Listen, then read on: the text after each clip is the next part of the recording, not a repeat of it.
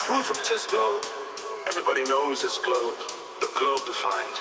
Since there is no geometric shape, it is a perfect descriptor for the whole of reality. We hear it on the level define the whole of reality to have a non-geometric shape called the globe. Therefore, you can feel safe in the knowledge that pointing to anything within nature at a distance from you can result in a statement, "'Tis globe." Rest assured that it is globe. Here we know the earth is definitely not flat like you. We know this to be true without question. And to think that it is against all known observable evidence. Within these words you may possibly find a belief that you can find enough faith to believe in a non-logical system. The need for logic. And Bev said, "Let there be logic." Logic was given to help us communicate the ancient dogmatic globe with no proof and no argument into a modern-day form that unthinking people might paralogize for themselves. In the beginning there was nothing. Going back to earliest recorded history and further, that has been self-evident to everyone that ever lived that 'tis globe. From measuring shadows to watching boats, even measuring angles to lights in the sky, it has been abundantly clear to everyone that performed any of these tasks or not. The only natural conclusion has ever been, "'Tis globe." Help us imagine a new way to argue and compete against the old ways of logic and reason. Join us in really critical thought. Let's make independent thinking a thing of the past. Logic, it has to be. Upon realizing years ago, having sure certain knowledge of 'tis globe without proof wasn't as sophisticated as first thought. In the beginning there was a need for something to base the already existing imaginometry on. Some sort of non-argumentative system for us build our first principles upon. And then said, "Let there be logic." And there was logic, and it was good. Logic was given to help us communicate the ancient dogmatic globe with no proof and no argument to a modern-day form that unthinking people might paralogize for themselves. Join us in the new as nothing, going back to earliest recorded history and further. It has been self-evident to everyone that ever lived that 'tis globe. Join us in a new revolution of globe thought. Help us imagine a new way to argue and compete against the old ways of logic and reason. Join us in really critical thought. Let's make independent thinking a thing of the past. Logic is the art of the sophist and is the antithesis to antiquated logic. As such, although impossible, when employing logic, the sophist must attempt to deny the existence of reasoning, the mortal enemy of logic. Logic is the art of the sophist and is the antithesis to antiquated logic. As such, although impossible, when employing logic, the sophist must attempt to deny the existence of reasoning, the mortal enemy of logic. And Bev said, "Let there be logic." And there was logic, and it was good.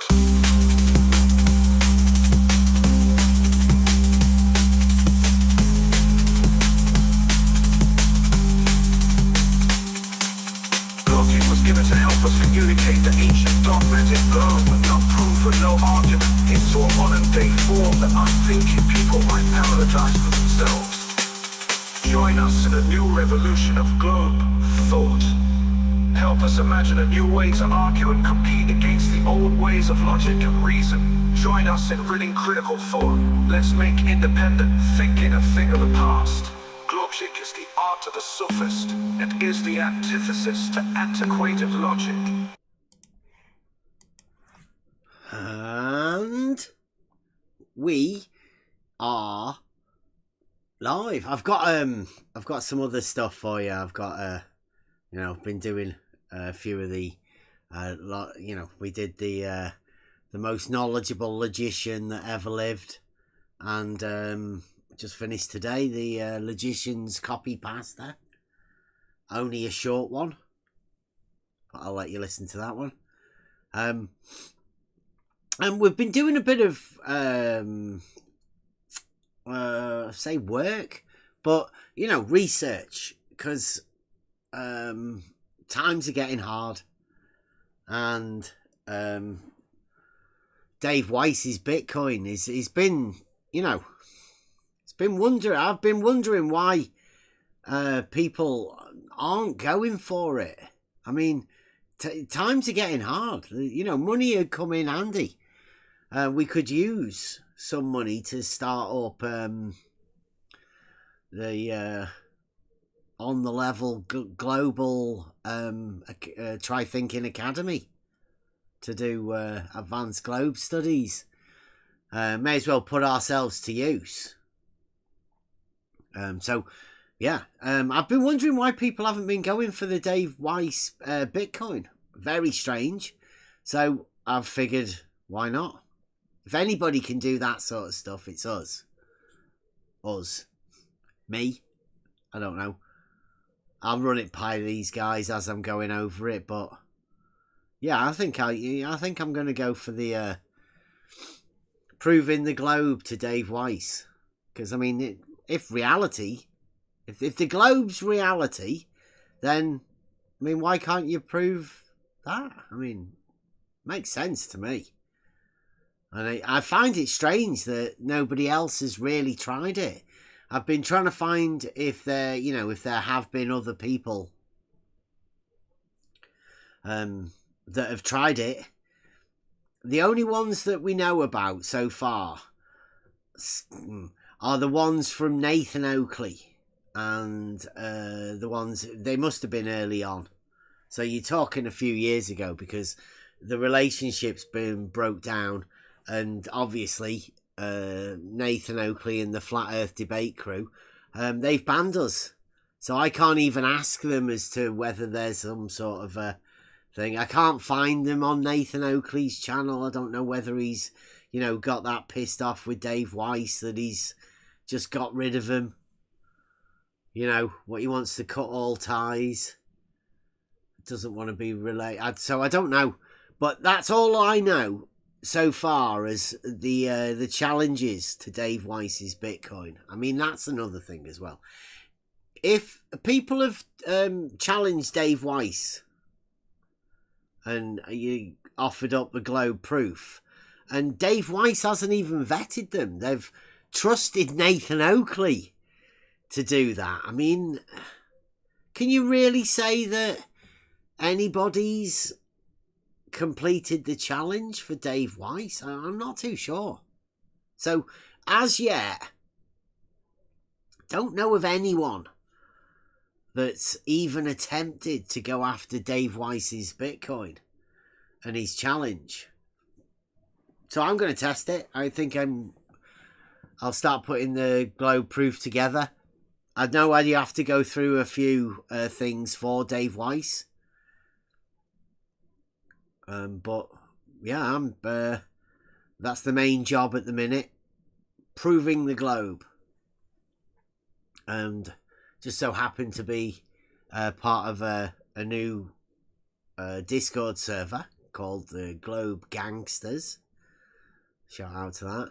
If anybody wants to, come and join, be aware their initiation or whatever, it's a little bit tough. The people that are in there, they are true globe gangsters, so they don't like they don't like anybody else, really. I think it's a really close-knit group of people, and they don't really like other people talking as well. So if you want to go there, I'd say, wait for a bit, because I don't know. You might be better waiting until we've proved the globe,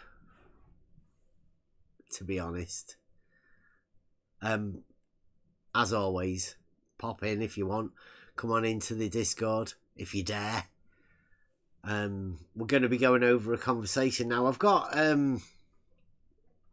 two that we can go for at the minute. I've got loads of conversations, right? I've got loads of conversations to go over, but the options for tonight, I know I've put on the chat measuring elevation, and I've got that one on the thing because we've been going over it. A friend of ours, Stefan Mudd, has explained, I'll leave him to explain that, so he can explain it if that's what you want us to go over. And the other one was a rather long conversation with Bob the Science Guy. And we were going over his flat earth logic. Somebody put something in the chat there. I can't even see what that is. It's just a link. Yeah, so I've got both of those two to go over. I have sort of gone over them today. Also, I've got a conversation that we had with Jaren that I want to go over, but I want to go over it private first on the level thing. So, before we put it out as a public conversation, because we don't actually know what was said, because it was said out of hours, let's say.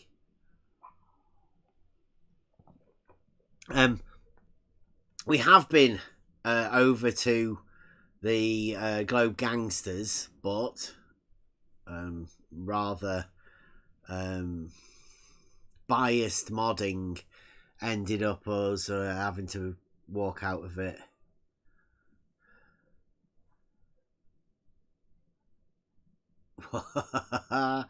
No way. Is that one of the things? Is Will Duffy? Is that one of the big announcements that's come along? Because if that's true, then that's fantastic. I guess that's only truth, is it? I don't know how much we can trust that, but he says... Duffy says somebody wants to pay all expenses for Nathan Oakley to go to Antarctica. That would be pretty good. That would be good. I don't know whether it'd be worth that amount of money, but would that stop Whitsitt and Jaren going? And that's got to be a bit of a joke, hasn't it? Possibly. I'd say that's a joke. Because we don't even know if any of the others are going. I would have to have a look at that. Do we want to go over it? Does anyone want to go over that? If that's that video. Might as well. Yeah, okay. Right, let's go over that. Today, 12 minutes. Will, Nathan, 13 minutes ago. Okie dokie. Right. I'll get the link. Hot off the presses. Copy, yeah. Right, so that can anyone get that link into the YouTube chat? Yeah, I'll get it. Thank you. I will sort this out for you guys. Where's the link? It's just that one at 11 minutes past. It's only a 12-minute video. He's right. The comments. Yeah, I think this is a bit of showmanship. I think because Nathan Oakley's never really talked about this or anything, has he? But I mean, should bring up conversation. I think Will Duffy knows what he's doing. Thank you very much, Kevin. Let me sort these screens out. Which one are we at?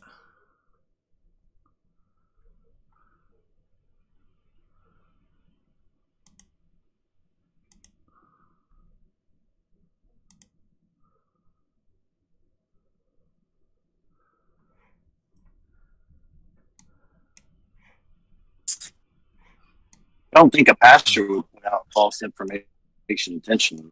I would think. It's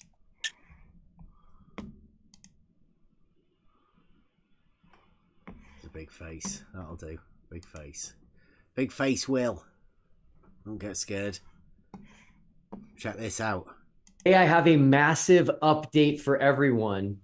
If you Massive update for everyone. as if you bothered, like, but it's good news. Saw the title or the thumbnail, I bet you are extremely curious as well. Today's video is about Nathan Oakley. That's genius. Bringing Nathan Oakley into the thing, because like I think I have been saying, Nathan Oakley's new thing is the religion.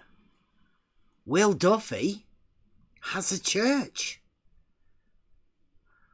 The heliocentric religion that Nathan Oakley's talking about is literally the church that Will Duffy's got.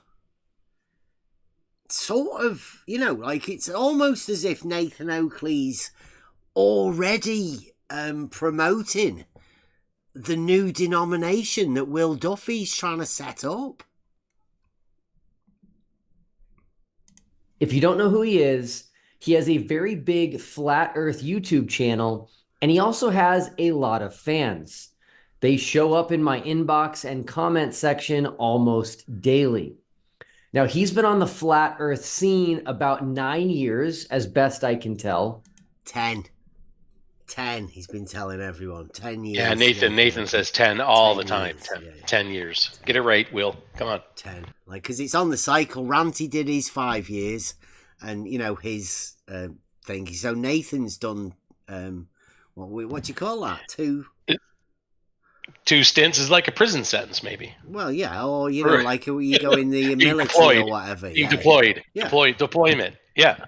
So he may be ready for a new deployment into something else, like Ranty. He progressed on, didn't he? I don't know where he went to.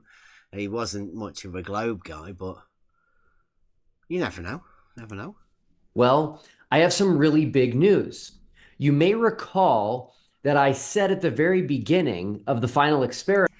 See, I know I'm not, you know, I don't do this scripted, but this does look like it's very, very scripted from Will here. Like, I don't know. It's like he's trying to act it and he's not really an actor. Hard to tell. That people could sponsor someone that they would want to go to Antarctica with us.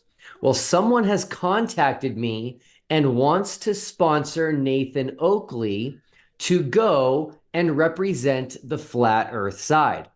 Now, when someone reaches out to me and offers to sponsor someone, I have a bit of a vetting process to make sure they know the costs involved and to find out if they are going to pay for all expenses or just the cost of the expedition with ALE. And this person is going to cover all expenses for Nathan Oakley to go. Now, I know there are a... I think Nathan Oakley would rather take the money for his mortgage, wouldn't he? But this could I'd be... say. Well, I mean, could this increase Nathan's revenue? Don't know. It's definitely get him noticed a bit more. I think it might work for him. Do we get to find out who the sponsor is? That'd be handy, wouldn't it? Would be A good. lot of you that would love for Nathan to go, and now the opportunity has presented itself, which is very cool. This is now the 7th Flat Earther who has had someone else offer to cover the cost of their trip so they can go to Antarctica for free with TFE. And to contrast that, there has only been one Glober who has been offered a free trip to Antarctica, Dave McKeegan, and he accepted almost immediately. Now, if you are not familiar with Nathan Oakley... Has he said that nobody's actually accepted then on the Flat Earth side? Is that what he's That's what said, he's intimating. basically? Yeah, I think that's what he's people. intimating. 7. Yeah. Whitsit, obviously Dave Weiss. Dave Weiss said nah. He was the first choice. Whitsit Jaron, that's 3. Nathan Oakley 4. There's another 3. Who are the other 3? Oh, no. I've never heard of any. I've not kept up with it. If anybody out there knows who the other 3 flat earthers that have so far not said yes. Looks like he's struggling. I don't know. Level Bastard brings up a good point, though. Wouldn't Nathan need to have his time paid for, not just his expenses? I wonder if this person's going to pay for his time as well. Well, that would have to be done with, as a deal with Nathan, right? I would think. Because that's got nothing to do with Will Duffy, has it? So, Nathan would have to accept the thing and do his medicals and all of the pre-checks or whatever to do that. And then, I don't know. Be interesting to see what goes on from here. My guess is Nathan will just ignore it because he's not even had a chat with Will Duffy, has he? Not to my knowledge. Just hurled abuse at him from a distance. Him and Q. Well, and haven't they hurled insults at people who have talked to Will Duffy as well? I think so. Yeah. Yeah. I don't. Yeah. So I don't know. I hope Will doesn't get his hopes up too much. Yeah. Let me give you some backstory. And this should show you why Nathan is a perfect fit to go with us based on his long history talking about Antarctica and the 24-hour sun. He's actually already been involved loosely in projects to film the 24-hour sun in the north in the Arctic. So first things first, Nathan Oakley, just like so many other flat earthers, has made very firm statements that there is not a 24-hour sun in Antarctica. There you go. He's already made the statements. It'll be documented. Interesting. So he's done his research on Nathan Oakley to find out why he's a perfect fit for going. Good on you, Will. And that there must be a 24-hour sun in Antarctica if the globe model is true. Check it out. But what we do know for certain, number one, is that we've got a sun that goes around us. In reality, in both models, in the one model, the heliocentric model, it would necessitate having a 24-hour sun in the south. Now, further to the fact that we do have a 24-hour sun in the south, the north, we do not have a 24-hour sun in the south. And this is something that's been, again, I've not been there. I can't say I've been and not seen it. Evidence, haven't we? But exactly, there's enough evidence to suggest that it doesn't. Whoa, who was that? Yeah, it's Grandma. Go back and see that. Who was that? 24-hour sun in the south. And this is something that's been, again, I've not been there. I can't say I've been and not seen it. Evidence, haven't we? But exactly, there's enough evidence to. What was that? Flat Earth British. Looks like it's a fair bit ago. Look at how much hair Nathan Oakley's got. Oh, you guys can't see it, can you? Let me see whether I can pull that picture down a bit.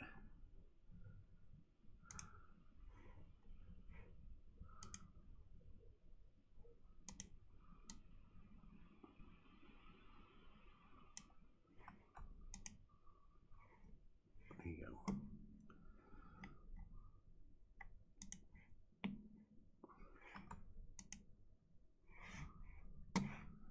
To suggest that it doesn't exist. And we've had first-hand accounts from Robert Shortman, who absolutely has been down to the Antarctic for a full year, in fact probably 18 months but just non-consecutive, to not see any 24-hour sun there. In fact, it's the most popular video on this channel is the interview with Robert Shortman, him talking, I think it's called Confessions of an Antarctic Plumber, because that was his job down there. So the reality of our world is that in both models, we're supposed to have a 24-hour sun.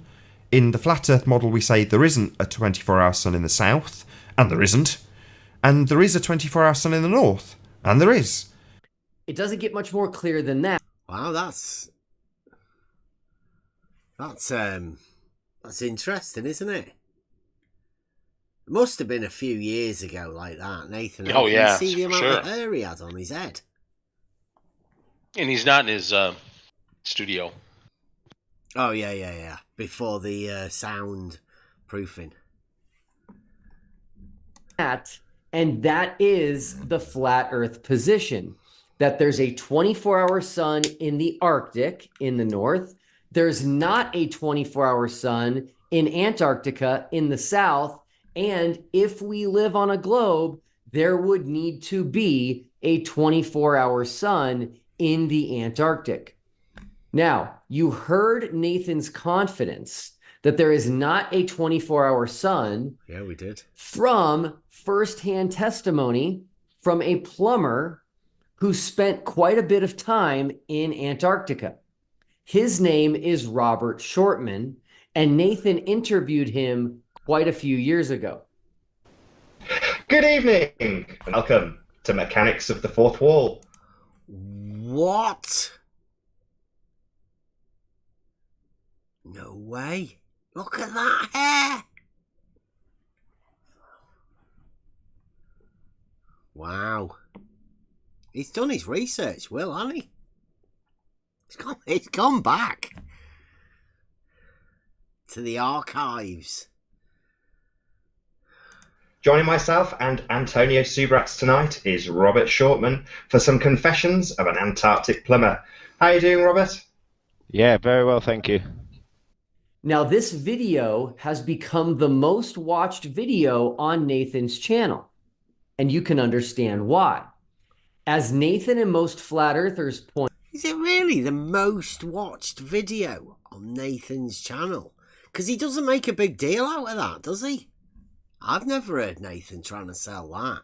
If that's the most watched video, he should be right into this, shouldn't he?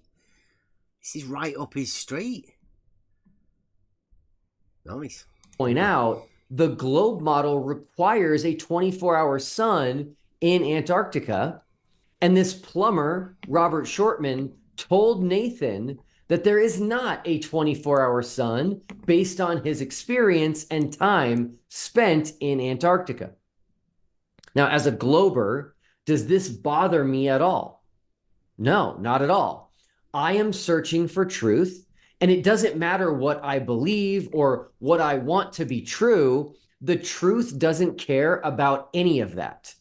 If there is not a 24-hour sun in Antarctica, then that is the truth, and I will have the choice of either accepting it or choosing to be willingly ignorant. And that is something I have no desire to do. So Nathan has extreme confidence that we will not witness a 24-hour sun this December, and you can hear his confidence in this clip when someone called into his show and asked him about it. Wow, more. Are you able to answer the question about 24 hours of light in Antarctica on a... I've interviewed a guy who's not experienced 24 hours of daylight in Antarctica. He spent 18 months there. Have you ever spoken to anybody ever that's been in Antarctica? Because I spoke to a chap who was a plumber on one of the rigs that's out there and spent 18 months there and categorically stated he didn't experience 24 hours sunlight. So, unless you've been in Antarctica and can top Robert Shortman's personal testimony that doesn't happen, I think we'll stick with your original claim that there's pictures of Earth from a sky vacuum outside sphere-shaped air, because that's about the 12th time I've put it to you, and like a total coward, you haven't acknowledged it once. Now, I think it's important for me to point out that Nathan was involved, again, loosely in... Nathan did sound angry there. I'm only having to keep stopping it because I don't want Will to be... I don't think Will will strike us or anything for this. But, you know, I have to keep stopping it just to make sure. Yeah, didn't Nathan sound angry there? I don't know how far he's gone back with that. Maybe that was somebody recent that asked him. I don't know. I don't know if that was related to Duffy's the final experiment or not. That question. Yeah, he's been pretty quiet. I'll give him that. I mean, like I say, not watched loads of Nathan Oakley, but of what I've ever heard, he just He passes this by. I think it's strange to hear that it's his most popular video on his channel, and he's not sort of making a bigger deal out of this. I'd say get on it, Nathan. You know, if you're after increasing your numbers or whatever, then this seems to be the thing. Don't want to put him off, though. I know nobody will listen to this, nobody will tell anything. In a project some years back to actually verify that there was a 24-hour sun in the north. Another flat earther with the name D. Marble, he's the one who's famous for bringing a spirit level on an airplane. D. Marble traveled to Alaska to see if there was a 24-hour sun, as the flat earth model has a 24-hour sun in the north. So quick question. Yeah. Are you tracking this manually then, just every so often moving the camera? Yes. Okay. And I mean, it was really cloudy, so it gets kind of tough to see at this point. But yeah, so we started at the point where there was the tower, the sun, tracked around the sky and came back to its original starting point. You can see the rays back there in the distance, and obviously that's okay. And there's the sun. So then I start to put in the pictures along with the position of the sun in the time lapse, just so everybody can see, what time it is, the degrees, the azimuth, what direction I was facing in relation to where the sun was at. One of the reasons D. Marble went to Alaska to verify there was a 24-hour sun was because some flat earthers were creating this crazy idea that the sun goes through portals and teleports or Pac-Mans from one side of the flat earth to the other. And so Really? I guess I missed that. I've never even heard of that before. Has anyone ever heard of that? No, that seems like a distant sect of the flat Earth religion. I'm not sure I've ever heard of it either. D. Marble went there to make sure there was no Pac-Man thing, just to make... Really? I don't know. I mean, if he got that deal, right? If he might have got paid and financed for it. But that's Will saying that. I'm not sure that we have any evidence that that guy said it, right? Or Nathan said it. I'm not pretty sure. Yeah. But I mean, that's a bit ridiculous. If flat earthers were saying that, it'll be a new one. Perhaps we'll hear from Nathan Oakley. Perhaps he'll tell us about it. So this verification of a 24-hour sun in Alaska was being used by flat earthers to refute this crazy notion that the sun can be in one part of the earth and then instantaneously be thousands and thousands and thousands of miles away somewhere else. Now, I can't help myself here, and I need to point out a little hypocrisy from the flat earth community. Flat earthers have been complaining to me that if there is any cloud cover in Antarctica, then the final experiment will not be valid. But as you just saw... Really? Flat earthers can be pretty picky, can't they? I think you have to watch out and be careful, because there are a lot of people that sort of defend the flat earth position. And I'm not too sure whether Will might be aware of that. Because over the last few days, I've been talking about globe proofs, and there's been quite a few people that have been... they sound like flat earthers, but I guess they're just defending the flat earth position. I don't know why. I think they have to challenge. I think it's a way of verifying proofs where they challenge everything to ridiculous degrees. They come up with nonsenses to try and challenge how well your proofs are going to go. Yeah, be aware, Will. This was okay during D. Marble's visit to film the 24-hour sun in Alaska. No one doubted his testimony or his video, just something to keep in mind. Now, someone might be wondering, what if Nathan doesn't want to go to Antarctica? Fear not, that is not the case. I'll let Nathan tell you himself that he wants to go to Antarctica. I've got a picture. I will share it. So let's see if I can do this.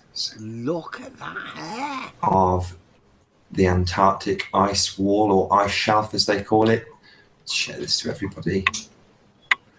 So, yeah, one of the commenters said, have we got a picture? And you've only got to type in Antarctica and you can get various different pictures of what could be considered the ice wall. The reality is, I've never been, you've never been, I've not got any pictures of it. So whether or not we will ever actually see the ice wall is anybody's guess. I mean, I'd love to go. So this is an incredible opportunity for Nathan Oakley. Wow. He did say he'd love to go. It's a few years ago. Yeah, several years ago. I mean, I don't like think he had his children 80s, then. Actually, he's 80s. Yeah. It looked like to me. Yeah, I'm not sure he had his family then, but I see what Will's doing. He's putting Nathan in quite a position. Yeah. Yeah. Well done. Yeah, well done, Will. He wants to go to Antarctica, and someone is going to pay for him to go, so he gets to fulfill this dream of his for free.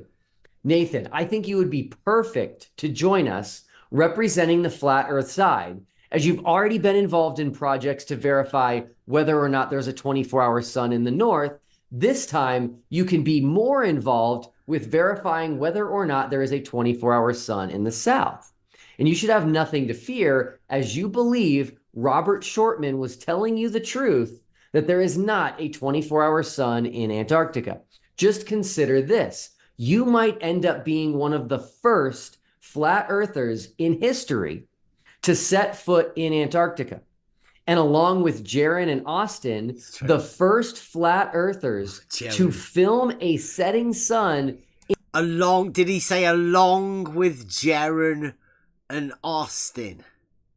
Oh. Yes. This needs to be. We need first name basis. We need a film crew on them all times. Who've we got? We've got Jaron Whitsitt, Nathan Oakley, Dave McKeegan, and Will Duffy. Well, Will hasn't said he's going. He's got to go. Yeah, but you talked to Will him. Not go? I know, but I mean, I did say, like, if he doesn't go, then that he may have already been.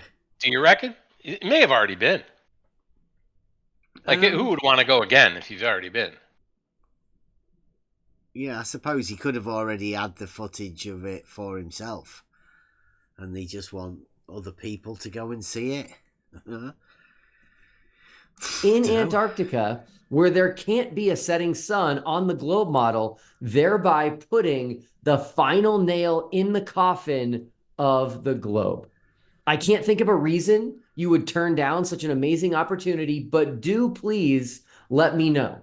I can tell you that there are a ton of people on both sides who are excited for you to join us, and we all anxiously await your response. Everyone, stay tuned later this week to learn about a wealthy guy who wants to fly over Antarctica this December. This guy makes me look poor and destitute, and what he wants to do this December is pretty wild. Take care, everybody. Talk soon. Can you? Not sure you can fly over Antarctica, can you? I don't know. Pretty sure you can't. I'm pretty sure you can't fly over Antarctica. I mean, there's no commercial flights.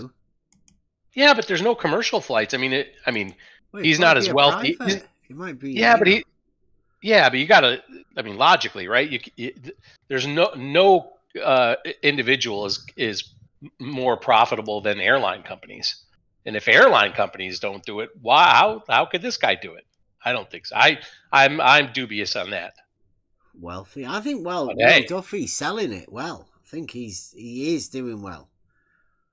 And obviously to get Nathan Oakley to go to, I mean, I don't know. You might even like if Jaron and Whitsitt were sort of hesitant as to go, this might be the straw that broke the camel's back. I think this Nathan Oakley. I don't know. They might be able to sort of be friends again. Or maybe it was just QE or whatever. I don't know. Maybe Nathan would have to run it by QE first. Just to make sure everything's okay. Yeah, that's possible. I mean, maybe QE would go. With Nathan, maybe Nathan says, I'm not going to go on my own. I want QE to come with me. And then maybe the benefactor, the one that's paying for Nathan Oakley, might pay for QE as well. So then you get QE and Nathan and Whitsitt and Jaron and Dave McKeegan. That'd be even better, wouldn't it?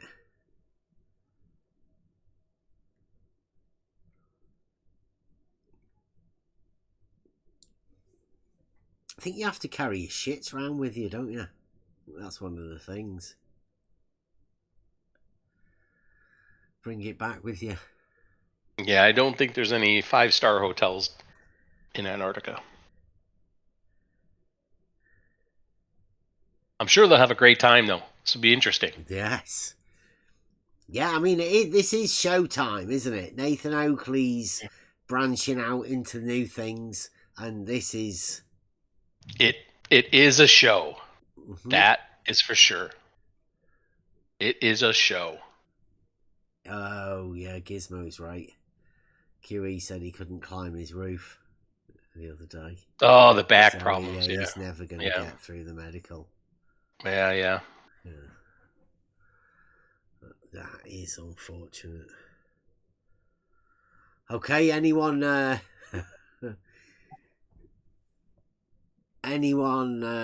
what do you want to go over? Do you want to go over? It's a fucking long one, that one. You want to go over the elevation of the water level? Well, that was the title of the. Yeah, that is the title of the thing. I have got Bob. I was thinking of redoing the Bob and the flat Earth logic, but I might. Modus Owens. Yeah, I might be better clipping the actual bit of Bob as we're talking about it, and then he can talk about it himself. I think that maybe be better. Okay, so. Mike Dornan says WWFE. Yeah, solid show, Mike. Just get the popcorn out. It's all about them views. Mm-hmm. Oh, let me just check. Earth Awakenings. Somebody put a message. Let's see.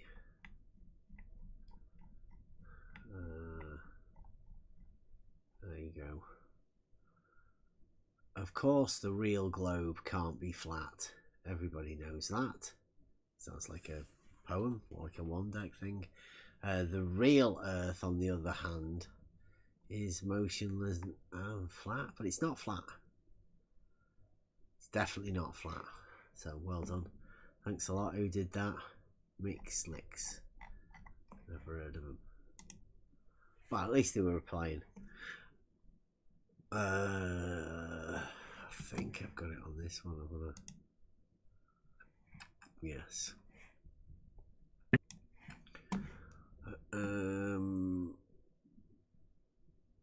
Oh yeah, you guys don't need to see this, I don't think.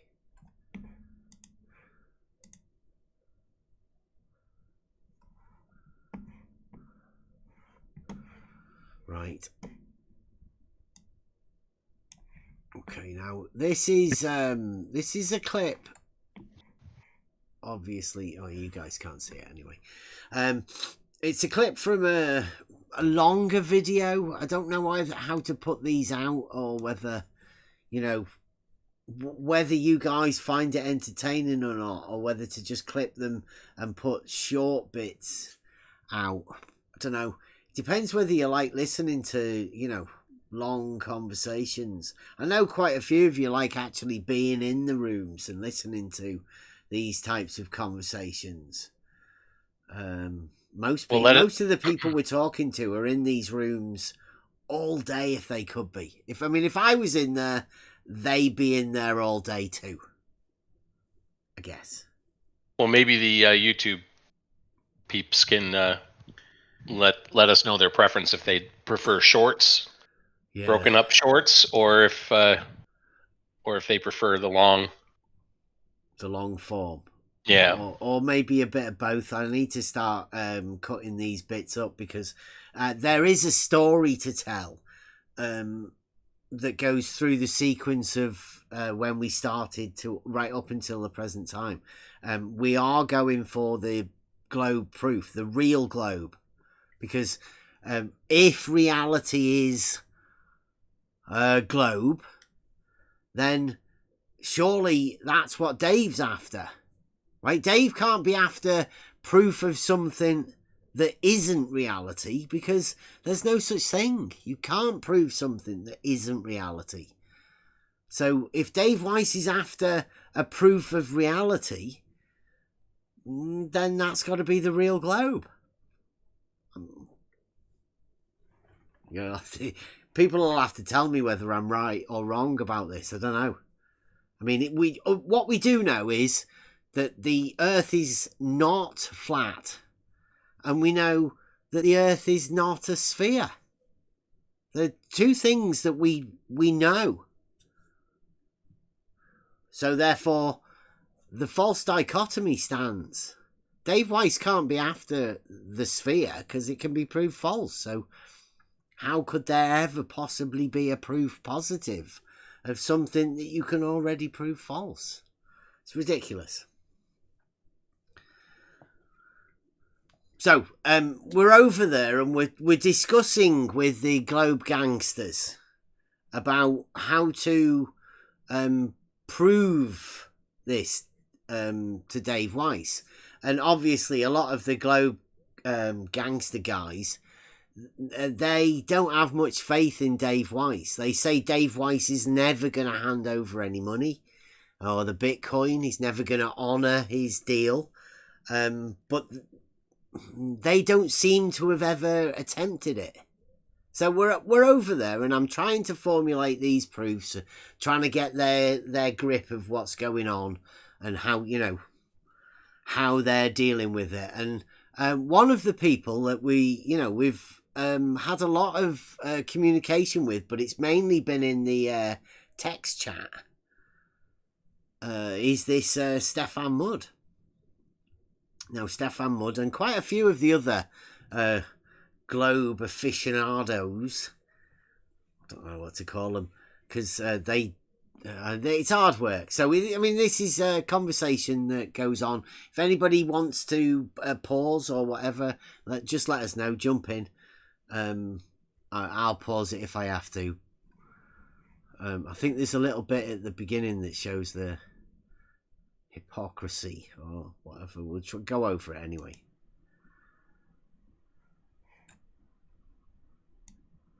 Wait, so Bev, would you describe yourself as an ex-flat earther?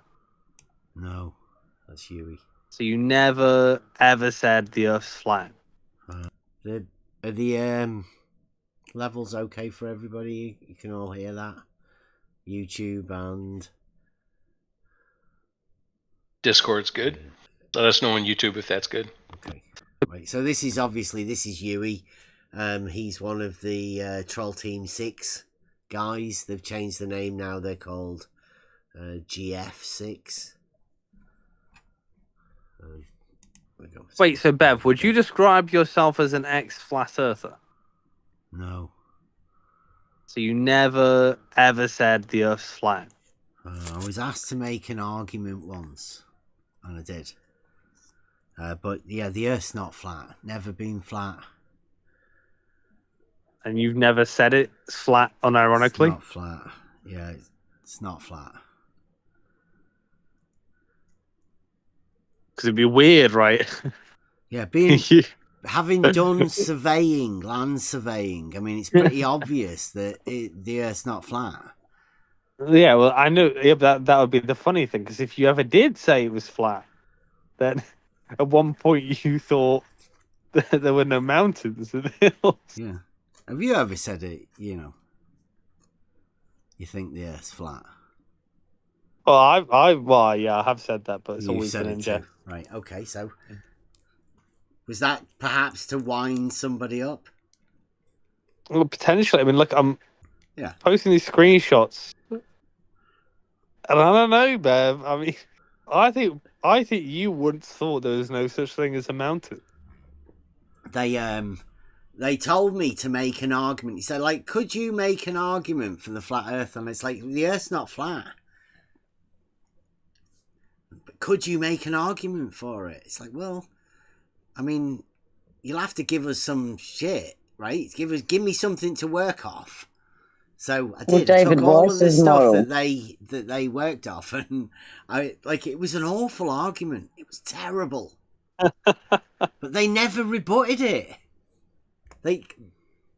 Rather than rebut it, they took it fucking seriously.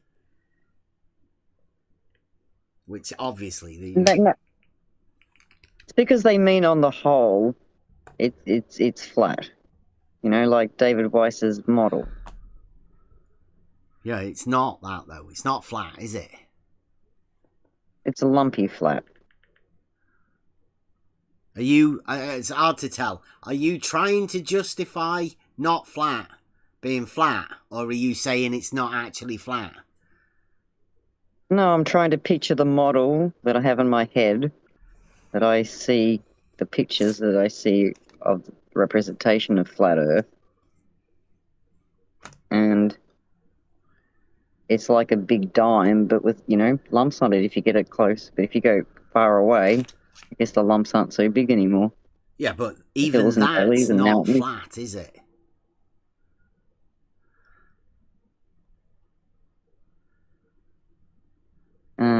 No, but it's not circular. It's not flat. So the statement, what are you going to call them? It's not flat is a true statement, right? The sooner we can get around to that, to understand that, then we're starting off on basic grounding. Not really, because you're trying to claim, because it's a ball shaped. Some people try and justify it as being flat. They're not flat. I don't know why they try and do that, because it's obviously not flat. Level. So you think it's a level? I mean, you could call it level Earth, but level and flat are the same thing. No, I don't. It's not that. It's measured, not that. Isn't it? Well, I thought across the ocean it all measures level and flat. What sort of measurements are you talking about? Measurements of flatness? You sound like Nathan Oakley. The ones that all the flat earthers talk about. Yeah, go on. Explain that to us. Explain that to us. Go on. Water always seeks its level. Yeah, but explain the measurement though of flat. Hence flat Earth. It's about the oceans, about the levelness of the oceans.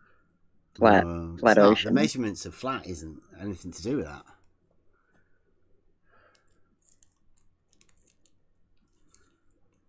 Because water always seeks its level. Doesn't matter what lumpy bits of land it's poking out of it, chunky custard. It doesn't matter. It's about the water. And it not curving around a ball. Because that would be ridiculous.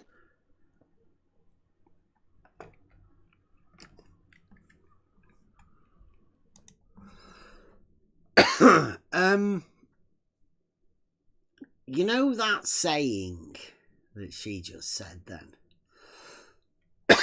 Water always finds its level. What about the water at the bottom of the lake? Has that found its level? It's a good question. Not to be pedantic about it though, but I mean, literally the words "water always finds its level."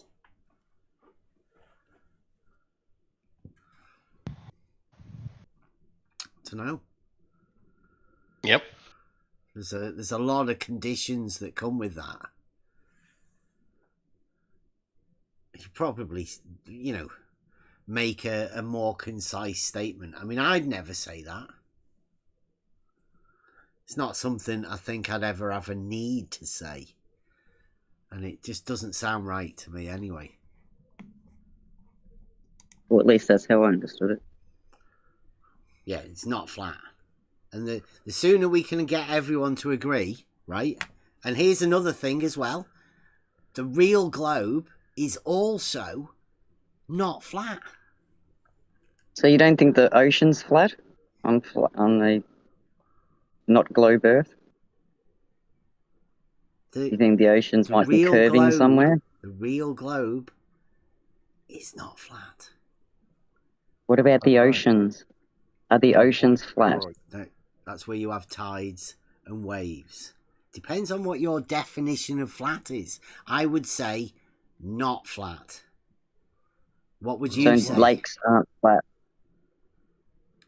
I say they curve with this curvature of the Earth. But what about a lake? What about a giant lake? Would that be flat? There would be ripples and stuff, right? It's a bit, all right, say it's a calm day. Like it's an unusually calm day where there's not an inch of wind blowing. There is a lot of this sort of stuff that goes on. Like the conversations that I don't think you'd ever have anywhere else. It's just a load of people trying to ask you questions about lakes. Not like, isn't that a beautiful lake? Or, well, they are flat earthers, so why wouldn't you talk about water? Well, these are globe gangsters, but they do seem. Oh, that's a flat earther. Well, I don't think that has to be a flat earther. No, she used to listen be a to flat her. Earth. I know. She used to be a flat earther. At least that's the story. She's still a flat earther because she's vying for the flat Earth, right? She wants to. I don't know. She wants to ask questions about. Like, I mean, she said that it was curved.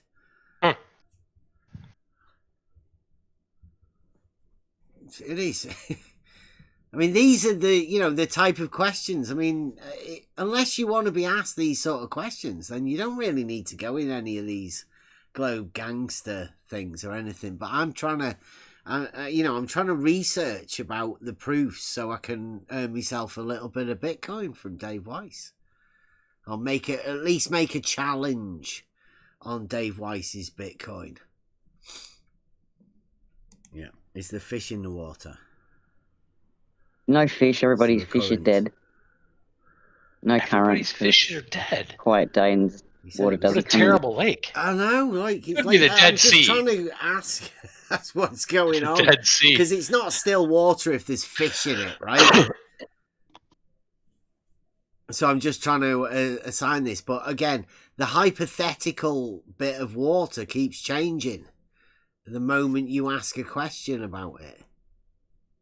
It's dead weird. I don't know why people do this, but I guess, like you say, they're obsessed. It sounds like flat earthers. Yeah, It's nice anyway. and sun though, right? It's a calm day. Sun's out. So, Chance of water if there was no warming up the movement water around whatsoever, the shore. There's a dragonfly. You're telling us what it's not. everything's dead. Everything's dead. Nuke bomb got dropped. It's all dead. Still dead. Yeah, and the surface of that still water. A would be nuclear bomb parallel got to your, dropped. Is that what they argument. said? Yeah. Nuclear bomb got dropped. I don't know, but I've never seen a nuclear bomb myself, but like I understand that's like a big fire, like hot. I'm thinking how much water is going to afterwards. Yeah, how much water is going to be there afterwards? Oh, goodness. Check. Oh yeah, Blue's coming in. Yeah, you can hear about Very low there, Blue. Do we have to turn you up, or can you turn yourself up? Was that the parallel lake again, Stefan? No, I'm just horizontal going parallel by. lake? Or? I'm going by Bev's argument that all the horizontals are parallel to each other.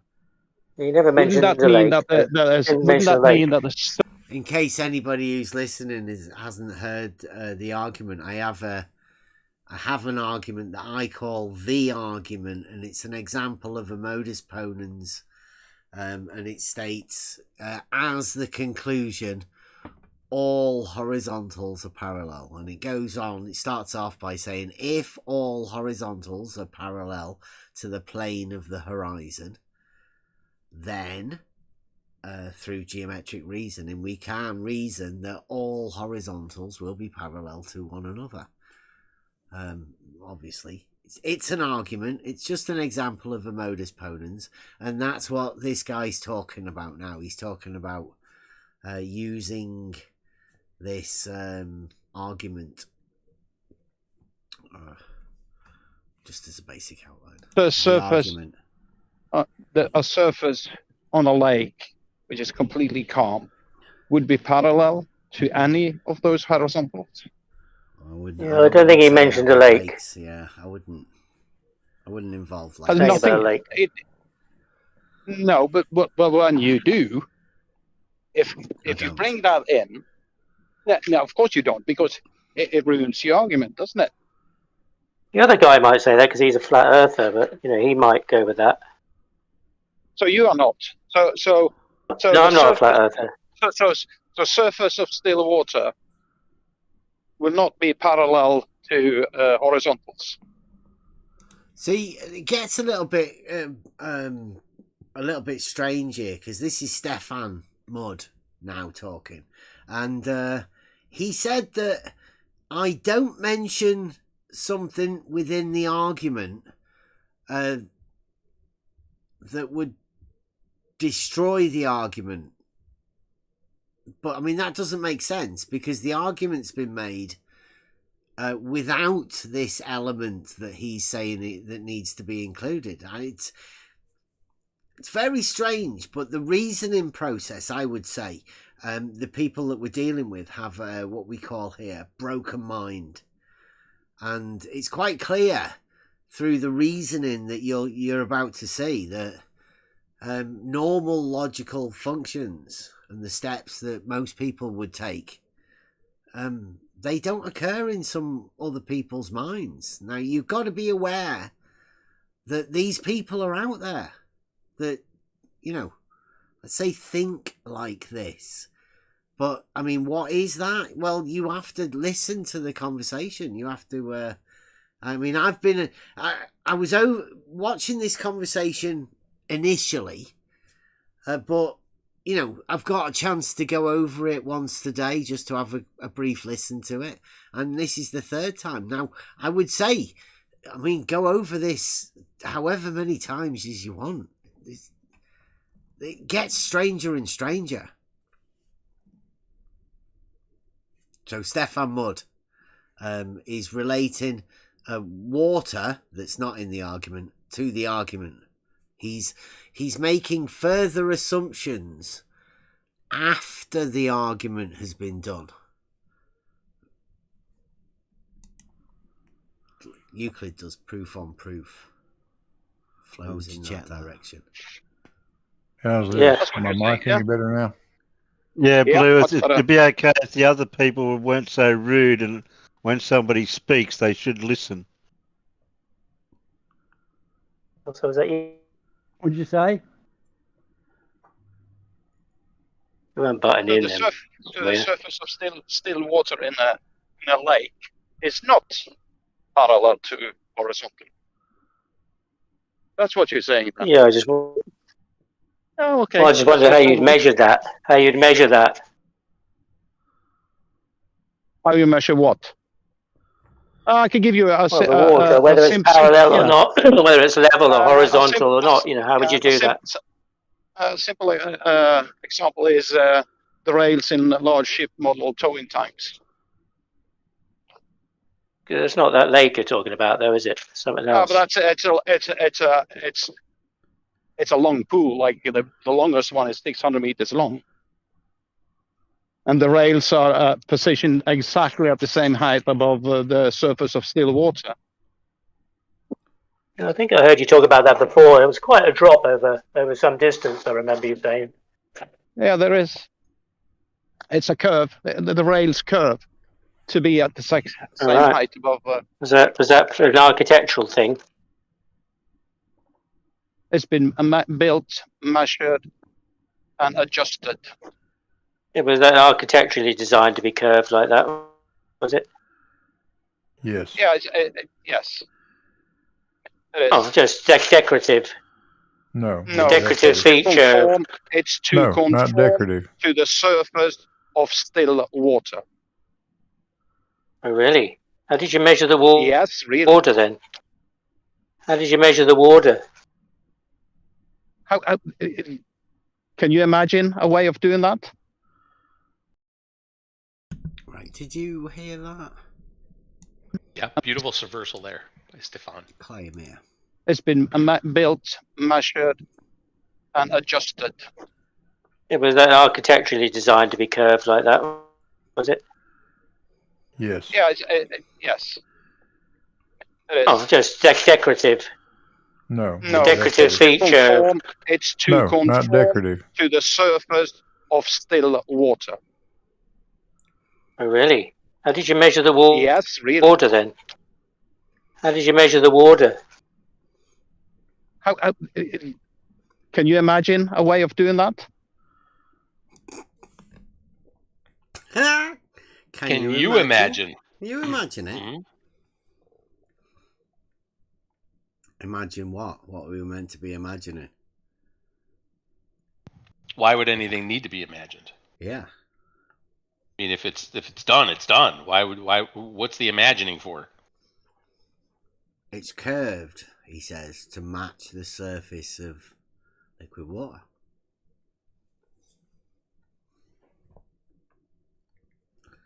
So says Stefan. I'm asking you claimed it's done. Now you guys are going, but now you guys are going back into the minute details to try to deny the fact that rails in large ship model towing tanks actually curve with the surface of the water. And it's very important it does so, because otherwise the measurements as they run the trolley with the model hooked up to it will have a different. Yeah, I mean, the model wouldn't work, would it? If it wasn't so, your model wouldn't work. But how did you measure the water to? How did you measure the water to be curving? In order to, or how did they? Because you didn't do it, but how did they measure that in order to fashion the rails, whichever way they wanted to fashion them for whatever reason? Exactly how did they measure the water? I don't know, but what you could do, you could just use something floating in the water and just move it along. Do what? And measure from that and up. Float a piece of wood on the water and measure from that. Or styrofoam or something like that. Something that will not change how deep it's going to be in the water. That would be in the same reference frame, wouldn't it? It would be the same as, surely you'd have to establish a horizontal reference to measure that. Of course you would have you can't measure the surface with the surface. You can't? You can't establish... the surface isn't the reference, the surface is the bit you want to measure. You can't... so you can't establish a vertical, measure from the surface of the water up to the rails, and make sure that the rails, within a minimal margin of errors, is at the exact same height above the surface of water for the whole length of the pool. It's not exact then, if you... Well, I'm saying, just wondering how you measured the surface of the water to be curved. You said you float something. I didn't seem as though you got an idea. Hang on. You floated something on the water. Let me try this once more. They measure the height of the rails to be at the exact same height above the surface of still water in steps for the whole length of the pool. Right, here's the thing. This is me talking now. It's like the reasoning process or whatever, right? I don't know the steps that people are already imagining they're going through, because you're doing this yourself if you're interested in this at all. But he initially said that the rails were curved. That was his initial claim. And Elderbear's saying, how do you know that the surface of water curves? When he didn't say that, he said that the rails curve. And now, when he's answering these questions, he's saying, well, it's an equal distance above the water.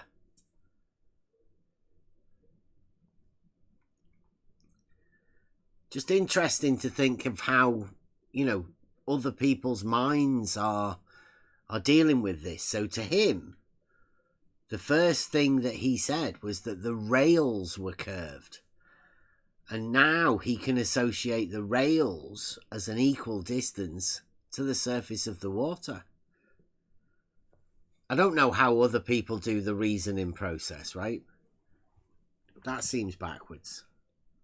But I mean, I guess you're going to do whatever you're going to do on your own, right? For you to work this stuff out. To have the rails at the same height above the surface of still water for the whole length, the rails have to curve. Yeah, but the land that the rails are on is independent of the water. I mean, how did you establish that to be horizontal in order to How do you think it put was these done? rails on and make any measurement? I don't know. It just sounds madness to me. I mean. Yeah. How do you think that was done? You're measuring from something you haven't established. You measure from the surface, land that's next to the water, and you're sticking some rails on it. Afterwards, you can check if the rails curve or not by measurements. Can you not? Well, how did you measure that? How would you measure if that? How would you establish that they're curved? Then you could use a theodolite or laser, and they you have also to establish use a horizontal, wouldn't you? Yeah, they also use laser interferometry. Yeah, to establish a horizontal, in order to measure from. You establish a horizontal, and you can see if the rails are dropping away from you. Yeah. In both so all those rails that are perpendicular to that horizontal would be vertical, wouldn't they? At each point, they will be vertical. Yes. Well, no, they've got to. It's got to. It will be perpendicular, perpendicular to the vertical. Yes. Horizontal that you established. Still they curve. Would it drop from both ends?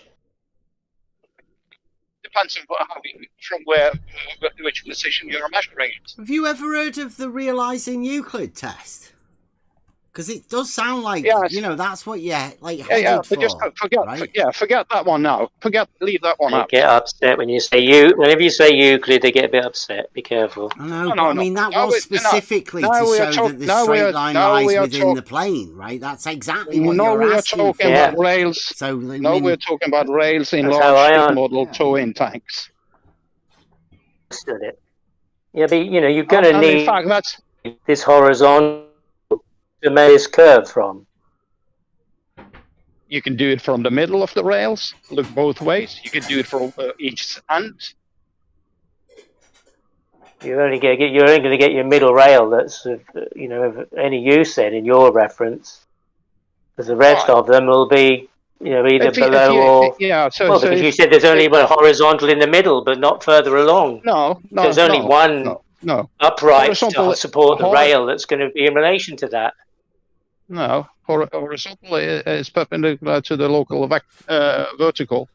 So as you do this by step, and then all the upright rails along that. But all the upright rails would also be perpendicular to that horizontal, wouldn't they? to the local horizontal. I mean, that might be the reason why it's curving, because you've got some of the uprights. What upright rails? Leaning. For the rail. What are they supported on? They're just hanging in the air, or you're talking about upright rails? No. What upright rails are you talking about? What's supporting this curved railing then? Ship model tanks. I know. I'm trying to fix him. All right. Yeah. Well, what are they fixed to? Well, I'm just trying to imagine these rails that curve. I imagine that they would have to have some kind of upright support somewhere. Yeah, they're sitting on concrete, something from above them holding them. Huh? Not necessarily. I think they're sitting on the walls of the tank. Concrete. Oh, the tank is horizontal then. No. So the tank is horizontal. No. But the rails aren't. Level. Oh, the tank is curved. Yes.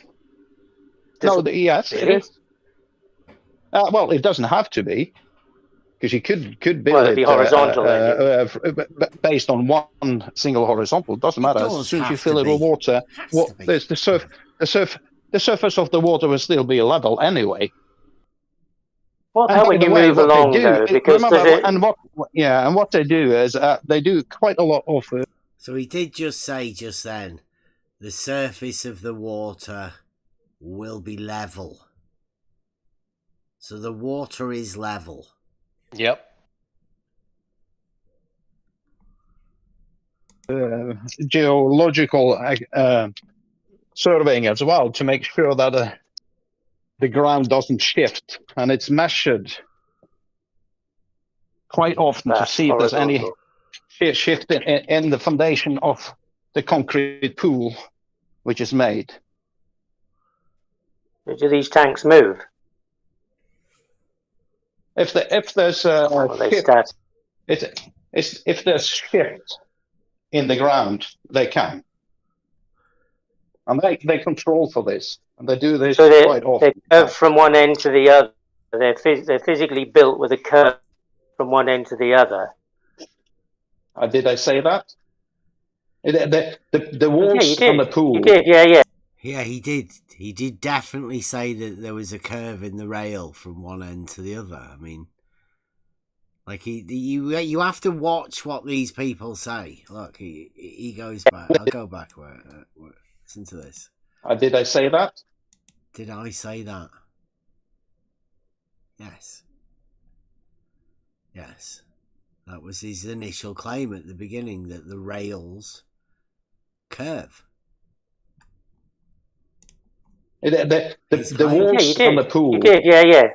I said the rails were, and the rails. You could easily build a pool which is based on one single horizontal, and then fill the pool with water, and then use the surface of the water. To do what with? Thought you'd already established horizontal to build the swimming pool. Yeah, you could, but when you install the rails on top of it, on top of the concrete walls at the side, both sides of it, you got a horizontal tank, and then you put curvy water in. You install the rails in such a way that they are at the exact same height above the surface of still water. How did you establish the horizontal for the tank then? Oh God! For the pool, I mean, somewhere you're going to have to establish somewhere, aren't you? Otherwise, the pool will be curved. The rails will be curved. The water you put in it will be curved. How does you can never? This is the thing I'm getting. This is the thing that interests me about is that there's nowhere can a horizontal be established on Earth in reality. Apparently, why? And I just don't get that. You said it. You said it can't be. Only at one point you said. No. And any other point will be below it. Going in any direction away from. Yeah, but you did. You said at a point. One is only one vertical is perpendicular to the horizontal. One. Then we're back to the example of reciprocal zenith angles, which give evidence for vertical diverging. Which means. Yeah, but you're talking about a swimming pool. How did we get from a toe tank to zenith angles, reciprocal zenith angles? I don't know. He's like he's because I think a bit earlier on, I think I asked Stefan to explain to Elderbear, because Elderbear's not, he's not been around for years, more like months. I think Elderbear came around like probably at the beginning of this year, right? I think. Yeah, Christmas time. Yeah. So you would literally have missed all of the geometric stuff and all of these sort of arguments that we've already gone through. And I think I asked him to, try and explain to Elderbear how this is all going and how it all works together, this water. Because he's trying to justify something to you at the minute, isn't it? And you're trying to understand what he's trying to say, because it comes across all mixed up. It's just a tank of water, isn't it? I mean, what's he going on about? Yeah, I mean, I'm trying to visualize it, and I don't know what I haven't seen an image of these tow tanks. Sorry, I didn't have a picture in my mind. I just had a picture of a pool and some rails on the side. It's about like a meter and a half, 2 meters width. Just a tank, maybe a meter in depth, 600 meters long.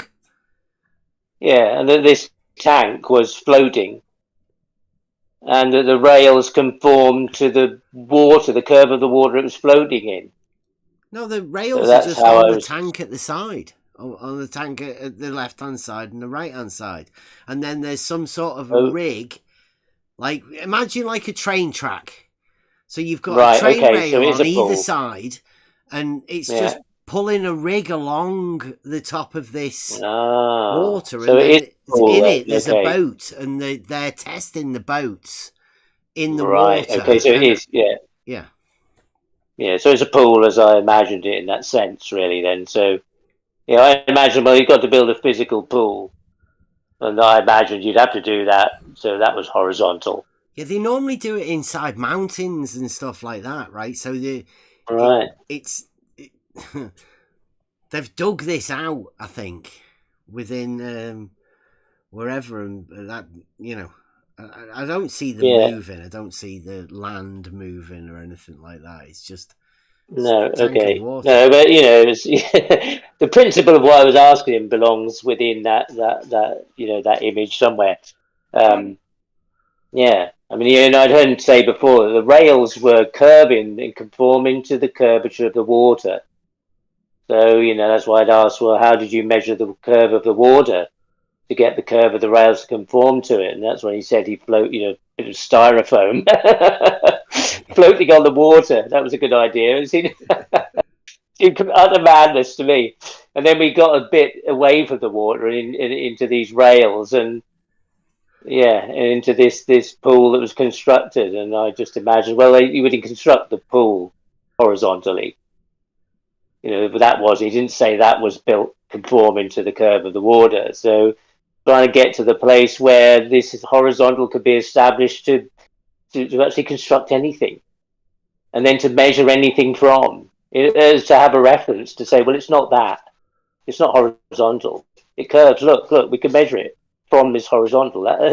That's what I'm trying to get to. Where is this horizontal with which you can measure anything from or to?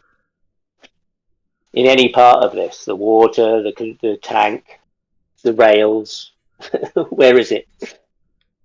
That's what's in my mind. Yeah, well, I mean, we've all been over these sort of things. This is a standard sort of thing that they go to, and you'll probably hear it many times. Now, Stefan, obviously, that room was pretty full, wasn't it? There was... It was, and I mean, it's also the first time I've really spoken to a Glober, in a sense, in one of these forums. It's generally been... It has been flat earthers that I've spoken to previously, Yeah. So this was kind of something new as well. I mean, Brenda said that I was a flat earther because I said that all horizontals were parallel, and and that I was a lying piece of shit. I said, well, you've only ever heard me talk to flat earthers, so I can't see how you've come to that conclusion. From your position, you could have assumed I was on your side, if you like. So I haven't been talking to Globers about their claims. It's only ever been to flat earthers. And that's how I've been banned, like you have, because of the questions that have been asked that seemingly can't be answered. So, this was a new kind of area for me, for sure, and within the arena, amongst some, some of the more important, shall we say, blue marble science, Stefan Mudd, some of these people who are Charles, Flat Earth Math, it wasn't just a room of, well, they're kind of nobodies, but, acolytes within the, not acolytes, but, leading lights within the globe movement. Oh, yeah, interesting. But, Yeah. Yeah, I mean, this conversation develops if you're just listening in now. Stefan Mudd is, well, you might recognise him. He used to be a text chat troll. He used to hang about quite a lot, always. But you'll find that these regular, I'd say, people will show up whenever certain arguments come out. Like, the Stefan Mudd considers himself as one of these globe geometers, I think. He knows what has to occur on the globe, but he's got no practical experience. So he's unaware of what actually happens in reality, and he's definitely aware of what has to happen on the dogmatic globe. Not much sense of reality, so we'll carry on with this. The pool, if you establish horizontal verticals along the pool, is that impossible? Will they be parallel? Yeah, they'll be parallel if you're building it right. No, they won't be. No, and not. You'd have to do it. You'd have to establish a horizontal to build it level, wouldn't you? The horizontal, this pool. And then, but somehow you're saying that it's not, that it's curving, and the rails are curving. And when you put the water in, the water's curving, which you can measure from these curved rails, apparently. Let me explain. So they're lower at one end than the other. Has it got a hump in the middle of the pool? Yeah, you can build a pool, and it can be does not need to be horizontal in any way, as long as the walls are tall or not. But as long as it's tall enough, and then you fill that pool. Then you fill that pool with water. Yeah, and the water will be level. The water will be level. And as you go along, it's curved. Yeah, go on. Does level mean horizontal in any situation? Yeah, because you built the pool itself horizontal, and then you said you filled it. So somewhere the water is going to overflow. No. So I would suggest you should fill it. Not quite fill it. Jesus Christ. Okay, well, the water's going to be curved. You build a concrete pool with walls that sticks up a bit of the water. You fill the pool with water. You measure from the surface of still water upwards when you install the rails, and you make sure that the rails are at 6 times height above the surface of the still water.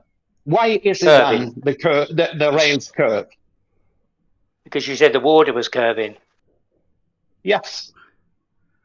Yeah, that's what I'm saying. If you built the pool, the actual pool, you'd have to establish a horizontal to build that. And then you said fill it. Well, if you filled it to the the absolute brim of it, then the water's going to run off, isn't it? You're not filling to the brim because it's higher in the middle than it is at the sides. You are not filling you it to the brim. need to sort of drop it, fill it sort of within 3 inches or so at the top. Hello. You are not filling it to the brim.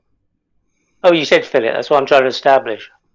You not fill it to the brim. There's a distance because you need room for the ship models. Right. You need the trolley who runs along the rails. Yeah, he's talking about the vertical height of the vertical level, right, of the water. Yeah, the vertical height above the rails are at the exact same vertical height above the water. It's assuming that the base is, horizontal, right? No. Yeah, because you can't have a slope. You won't have the same height above the base, will it? If the base is sloped. The base really doesn't matter because what you do, you put the rails on top and then you adjust them. Yeah. Reference to the water? Reference to the water. Okay. So the water's the standard then? Yes, the surface of still water. Okay. And funnily enough, these rails curve. I wonder why. I think somebody's done something wrong. Funnily enough? Either that or like I said, it was an architectural decorative feature. If you connected one end of the rail to the other. The rails are architectural feature of what? And that's why they're curving. Because they are. Well, because they thought it would look nicer that way than being following the surface of the water. Yeah, they think it's for decorative purposes. Oh, fuck's sake! Well, your other line of thinking doesn't work either, does it? Because the water in the pool, you said, is higher in the middle than the edges. Pardon? You said the water in the pool was higher in the middle than it is at the edges. Compared to what? Compared to the edges? Well, to the horizontal that you said you established, but you said you couldn't establish a horizontal. So that's why I'm a bit confused. Exactly. No. I never said that. How you even measured any of this without a horizontal? So if you set up a theodolite in the middle of those rails, and you measure both ways, the rails would drop away from the horizontal established by a theodolite. A high spot in the center. Yeah. If you do it from one end, as the rails move away from you, they will drop away. You go to the other end, you measure it, same thing happens. Yeah, double drop hump. Whoa. Has to be, right? Has to be. There's no other way. Yeah. God. What hump? What hump are you talking about? Double drop hump. What in the middle, man? Yeah, what reference frame are you using to call it a hump? You said it was higher. They would drop. Both ends would drop from the center. Yep. Yeah, so that's the reference I'm using to show that there's a hump. But then you went to one end and it dropped. And you went to the other end and it also dropped. So that's why I said double drop. Well, call it whatever you want. The thing is that rails in large ship towing tanks give a very good evidence for the surface of still water is curving. Yes, you can deny it all you want. It doesn't help you. I don't deny it. It's just nonsense. No, I think it's quite. Is it nonsense? Nonsense. Yeah. How is it a nonsense? I'll give you everybody a chance to have a think of this. How is it a nonsense? Well, 'tis globe. Has to be. But he's got it at the middle. See how well I go at this. See how good my rhetoric is. Explain in detail. Explain to us in detail why it is nonsense. Well, you've got the centre being higher, and then you've got each end also being the high spot. So if you stand on the top of the ball, high spots. if you stand on top of a ball, would the sides drop away from you? It's like circus. I keep thinking of a clown. Yeah, like a circus, Mm-hmm. If you move, so when anybody says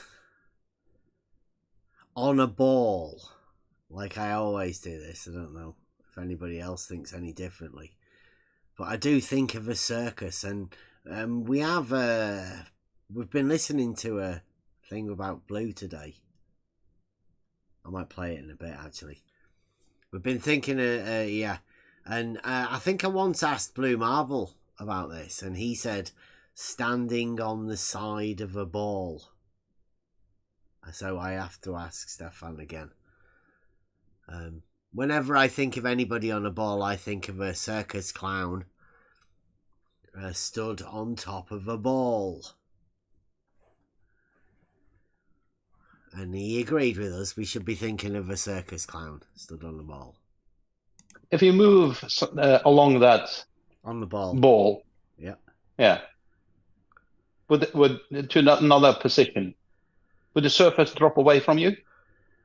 On the ball, no, because you have to keep on top of the ball. That's the whole trick. The balancing trick. No. Hang on. Forget the gravity vector. If you have a ball and up is let's say 12 o'clock, and from that position, the ball drops away from you. The surface of the ball drops away from you. If you move to 3 o'clock, as I look at it as on a clock, the side of it. But yeah. See, he's doing it again. It's like if. Does anybody know how you do that? How would you stand on the side of a ball? I don't know. I'm waiting for the practical demonstration of somebody to say that. But I mean, because it's quite easy for the words to come out of their mouth, right? I'd never even contemplate saying that. Because that's a nonsense. I mean, if he's trying to use a standing on the side of a ball in order to rebut the nonsense that I've just pointed out where he had 3 high spots. Because they're all separate high spots as well. While one of them's the high spot, the other ones are lower. It's a very weird nonsense thing that goes on when they're doing that. But I mean, no more nonsense than standing on the side of a ball. Well, not even in their own imaginings does anyone stand on the side of a ball. They certainly aren't standing on the side of the ball. They're always on the top of the ball, right? Yeah. He said, forget about vertical. Just stand on the side of a ball. And, well, it doesn't work like that, does it? Doesn't matter how much you attempt to forget about vertical, you still can't stand on the side of a ball. But these, I don't know. Like this, it's a very strange group of people that we've ended up, I don't know, trying to communicate with, I guess. That's what I'd be saying. And don't forget, I'm trying to formulate a globe proof here. And these guys are helping, but, you know, depends in. Well, let me ask another question. Is he, because I wasn't here listening to this, is he suggesting that because the rails of this tow tank are curved in their mind that they're standing on the side of a ball? I don't know. Is that what he's trying to say? We've hit him with some nonsense that he's just stated. And I think that, I don't know, he's trying to justify it to himself at the minute by standing on the side of a ball. I don't know. It's like fighting nonsense with even more nonsense. So you can forget about the original nonsense that you just stated. I don't know how, how it works. I'm still trying to work out how to communicate with people. And I do this so you guys don't have to. But I mean, if you could come up with anything that you think might be able to help, to aid the communication. I don't know. I think the model afflicted, I think it really affects people's minds. And in that way, it affects their reasoning. ability, and obviously there's some disjointed process that's going on here that I'm not aware of, and I don't think I can put myself in it. All you can do when you're faced with these sort of things is revert to you knowing what you're talking about. Try and filter out all of their nonsense and just stick to your points, that the things that you know.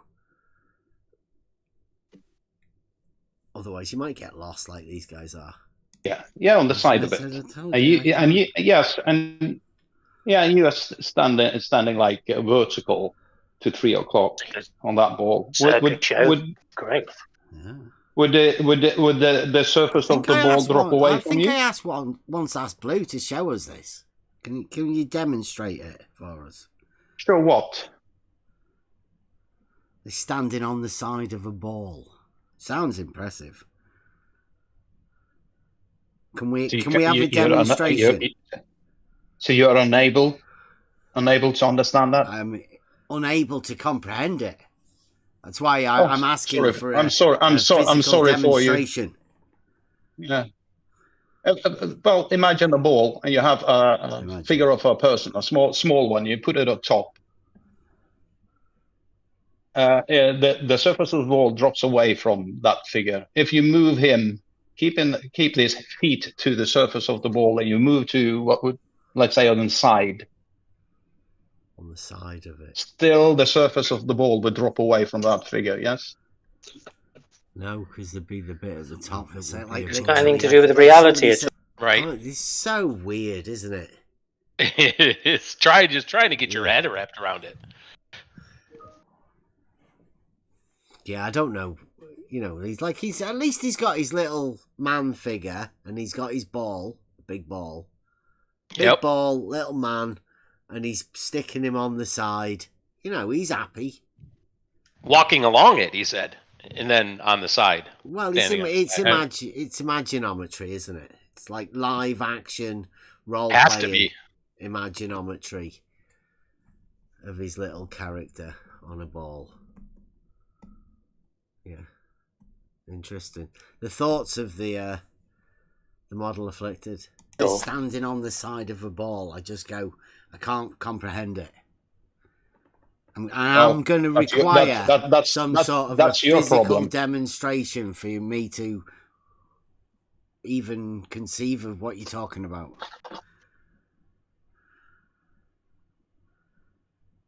So you're unable to understand that, like a hypothetical. I see. That's your problem, not mine. But anyway, what's that got to do with it? If you establish a horizontal in the middle, of those rails, what's this ball got to do with anything? They drop away from you. If you establish a horizontal on one end, the further away you go along the rails, the more they drop away from you. You go to the other side, you do the exact same thing, and you move away, and it drops away from you. What does that tell you? It's a hump in the middle. What if you connected Does one it drop? end No, there's how to the can other there be a how can there be a hump in the middle? line? Yeah. How can there be a hump in the middle if you measure it from one side? Yeah, you're always on the top. Has to be, right? So where is the hump? I don't know. You're the guy that's talking about standing on the side of it. It's dropping away, isn't it? Ridiculous. Everybody's always on the top. If you they have to be. So exactly. That's why why the rails. Are you talking about standing on the fucking side of it then? Because we were talking about the hump. Isn't it? No, it's not. So let's go back. So you establish a horizontal on one end of the rails, and you see that the rails drops away from you. You go to the other side, you do the same thing. The rails drop away from you. That's it. So when you built the pool, when you built the pool, go on. Okay, just once. If you connected one end to the other with one horizontal line, where would the middle be? Oh, okay. You say, well, hang on. One horizontal. He said you can't. You can't put a horizontal from one end to the other. That was his answer. The line from one end to the other. Yeah. Where would the middle be? Would it be above or below that line? Yeah, well, if you establish a horizontal on one side, the other side will drop below the horizontal. Wow. What's so wow about that? How do you get to build anything then? What so when you build something, if you're going to build a pool that was 25 meters long. Yeah. I wonder how do we build buildings? And within the margin of error, Well, I wonder, could we use like spirit levels? Could we use spirit or laser levels within margin of error for the building compared to the spirit laser levels? He said. Could we use spirit laser levels?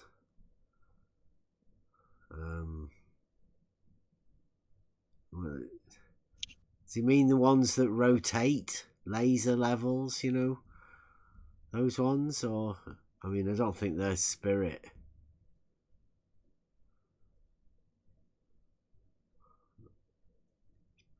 I don't think he knows what he's talking about. This is one of the things you have to watch out for in these particular rooms, right? Most of the people that you end up talking to, they've got zero practical experience. But they do have a long time sitting in rooms, talking and coming up to conclusions about what their model must do. So they're very experienced in model conversation and it has to be's and all of those sort of things, but very little practical experience. So if you're one of those people that has a practical experience, you have to watch what you're saying around these sort of people. I think that's mainly what we're going to be doing. We're going to be introducing the practical person into the realm of Tis Globe, right? I mean, everybody knows Tis Globe. But, you know, these people, you have to watch out because they will label you with all sorts of names. We're here to help you not get labelled with these things. What you can and you can't say within the framework of conversation. Accuracy which is needed for those rails. Well, you establish a horizontal, don't you? That's how you build it, things. So that things are level, horizontal. It's just a tank of water, mate. Well, according to you. Can you establish a horizontal? Let's say that the distance about 1 meter or 2 meters between them, or 10 meters between them. Well, it seems to me what builders are doing wrong is that what they should do is if you're building a 25-meter pool, that you would at one end you would establish a horizontal, and at the other end you would establish a horizontal, and they would be different. I just don't know how that wall's going to meet up when you build it. If each end of it, neither of them relate to each other. So how much would it deviate over 25 meters? No idea, but when you put the water in, you'd find elevation change between the two horizontals. Could it be like a millimeter? Could it be like half a millimeter? If you build it correctly, you wouldn't at all. No idea. I'm just saying that the builders seem to have been doing it wrong because I've seen them establish a horizontal and not several. So why don't you try to figure it out? I think that's the whole point of these conversations, really. Like, why don't you try and figure it out? I mean, I've already had the conversations with them. I pretty much know where they're going to go. But he's talking to Elderbear. And that's exactly what Elderbear's trying to do. He's trying to work out... It's like...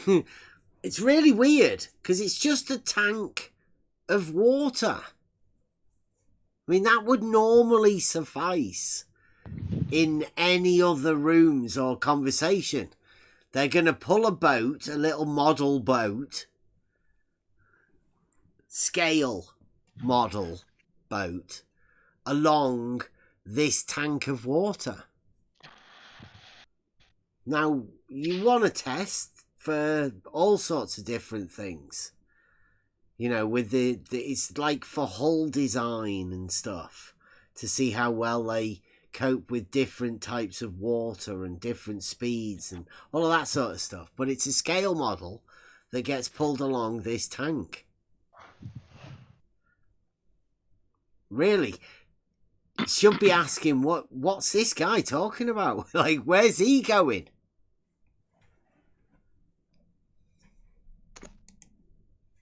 Well, I'm listening to you, and when you put the water in, I thought that would easily show you whether you had actually built it horizontal or not. That would really show how well you'd built it. You'd know that then. What you don't understand is you that say not. the pool is usually built by a concrete foundation and concrete walls. And those walls stick up maybe a couple of meters above the surface of the water. On top of that, concrete. They normally put them right underground. Shut up, Beth. Shut up, Beth. Let me finish. Let me finish, please. Let me finish. On top of that, that's where you install the rails. Those rails can be adjusted up and down. On what? On a vertical? Yeah, the vertical height above the water. The surface of still water. So all the railings, are they vertical, perpendicular, or are they gradually diverge away from the center? For every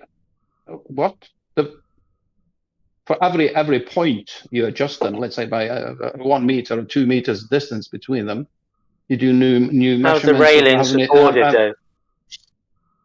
How they are in metal clamps usually, and which you can adjust up and down. On a vertical yes. pole. Yes. Right, that's what I said. And then earlier Blue said, what vertical, what vertical? Yeah. There you go. You can so they're on vertical, you can establish a bunch of vertical along the pool, yes? You can do that every meter if you want to. Yeah. So they'd be horizontal to the pool that you built.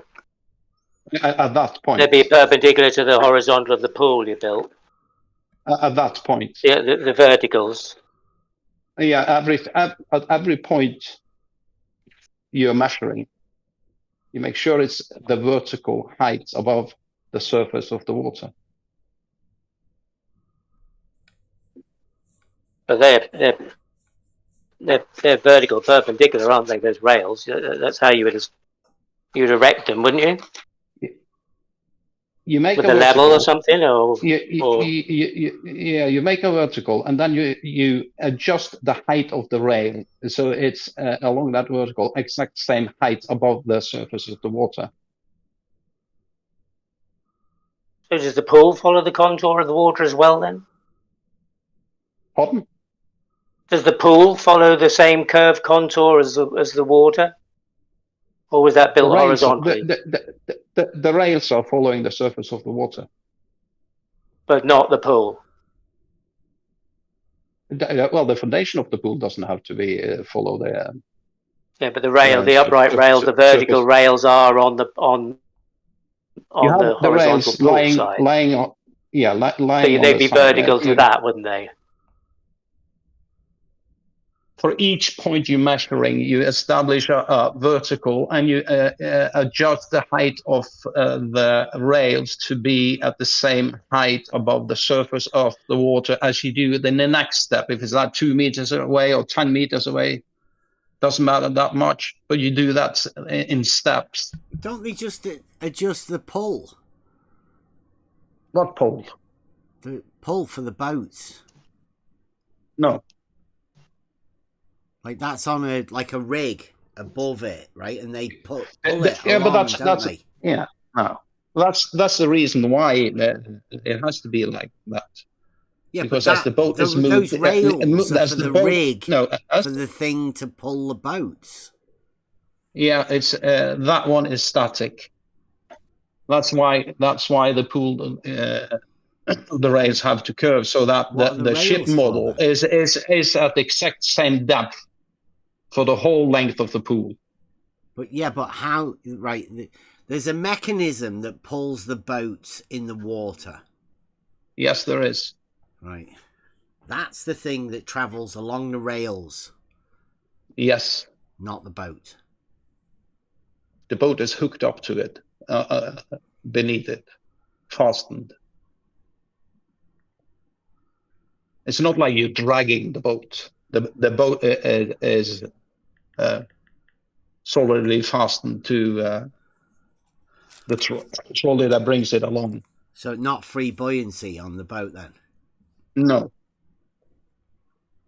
That is why the rails have to curve for the boat to be at the exact depth of the water for the whole length of the pool.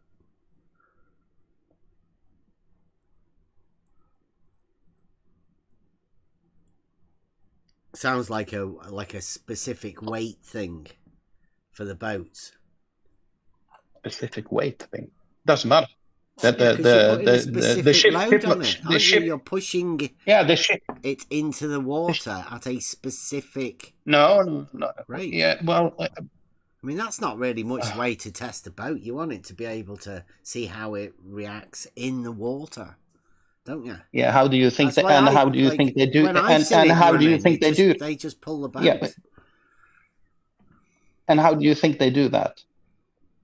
By having a rig that goes over the top with a mechanism that pulls the boat. Does it pull it by after a rope or something like that? It can do, yes. That's one of the mechanisms that they do work. They don't. I mean, it's unbelievable. There's other ones that just have like a flow of water and the boat stays stationary and the flow does the work. That's something completely different. So, yeah. If that's something completely different, how do they use that data? If they needed to have something that was curved. Yeah. He just hand waved that away, but like how would you normalize that data?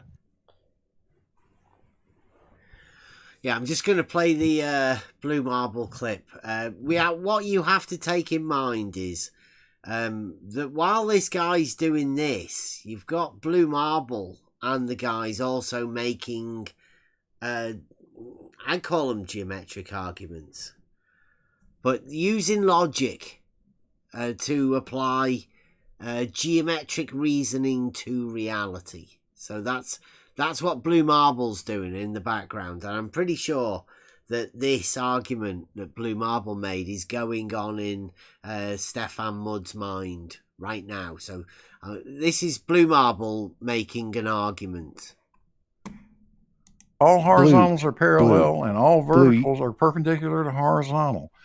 That only leaves you with the conclusion that all verticals must be parallel to each other. That only leaves you with the conclusion that all verticals must be parallel to each other. Must be parallel to each other. Blue Marble, once more, just to get your Blue Marble's argument, and maybe people come to know this as the Blue Marble argument. So here we go again. Listen again. All horizontals are parallel and all verticals are perpendicular to horizontal. That only leaves you with the conclusion that all verticals must be parallel to each other. That only leaves you with the conclusion that all verticals must be parallel to each other. Must be parallel to each other.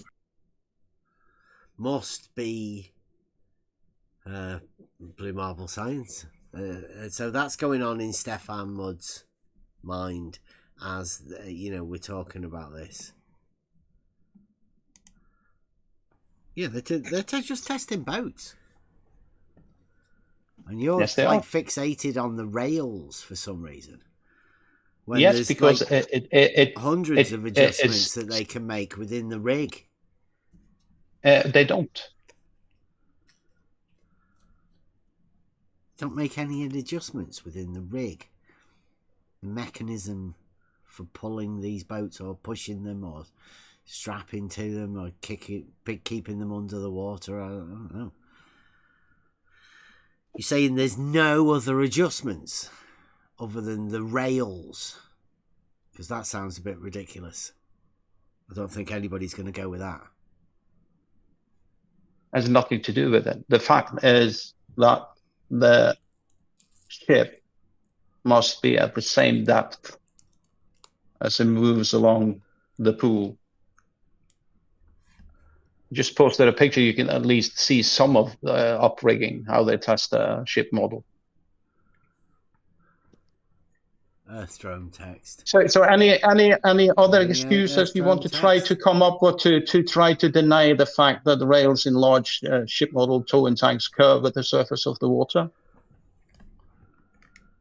Seems like your you claim. must have more excuses to deny it. It sounds like that's your claim. What's my claim? A statement that you've just made. You've forgotten it already? Yeah, I'll just post just one snippet from one document when it comes to rails in the ship towing tank. You see that the top surface of the rails is designed to be level rather than flat. We are in and the ideal line is an arc of a circle with a radius equal to the radius of the Earth. Why? I wonder why.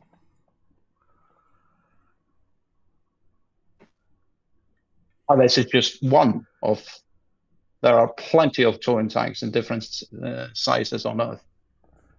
I think the biggest, longest one, I think, is in Italy, is about 600 meters long. 600 meters long. Imagine that. Yeah. Even the Boglewood tank has curved rails.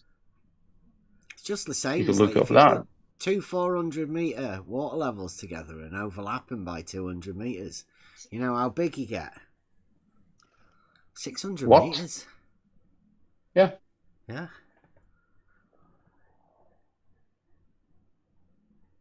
So the rails curve with the surface of the water. That's rather strange, isn't it? I said that's your claim.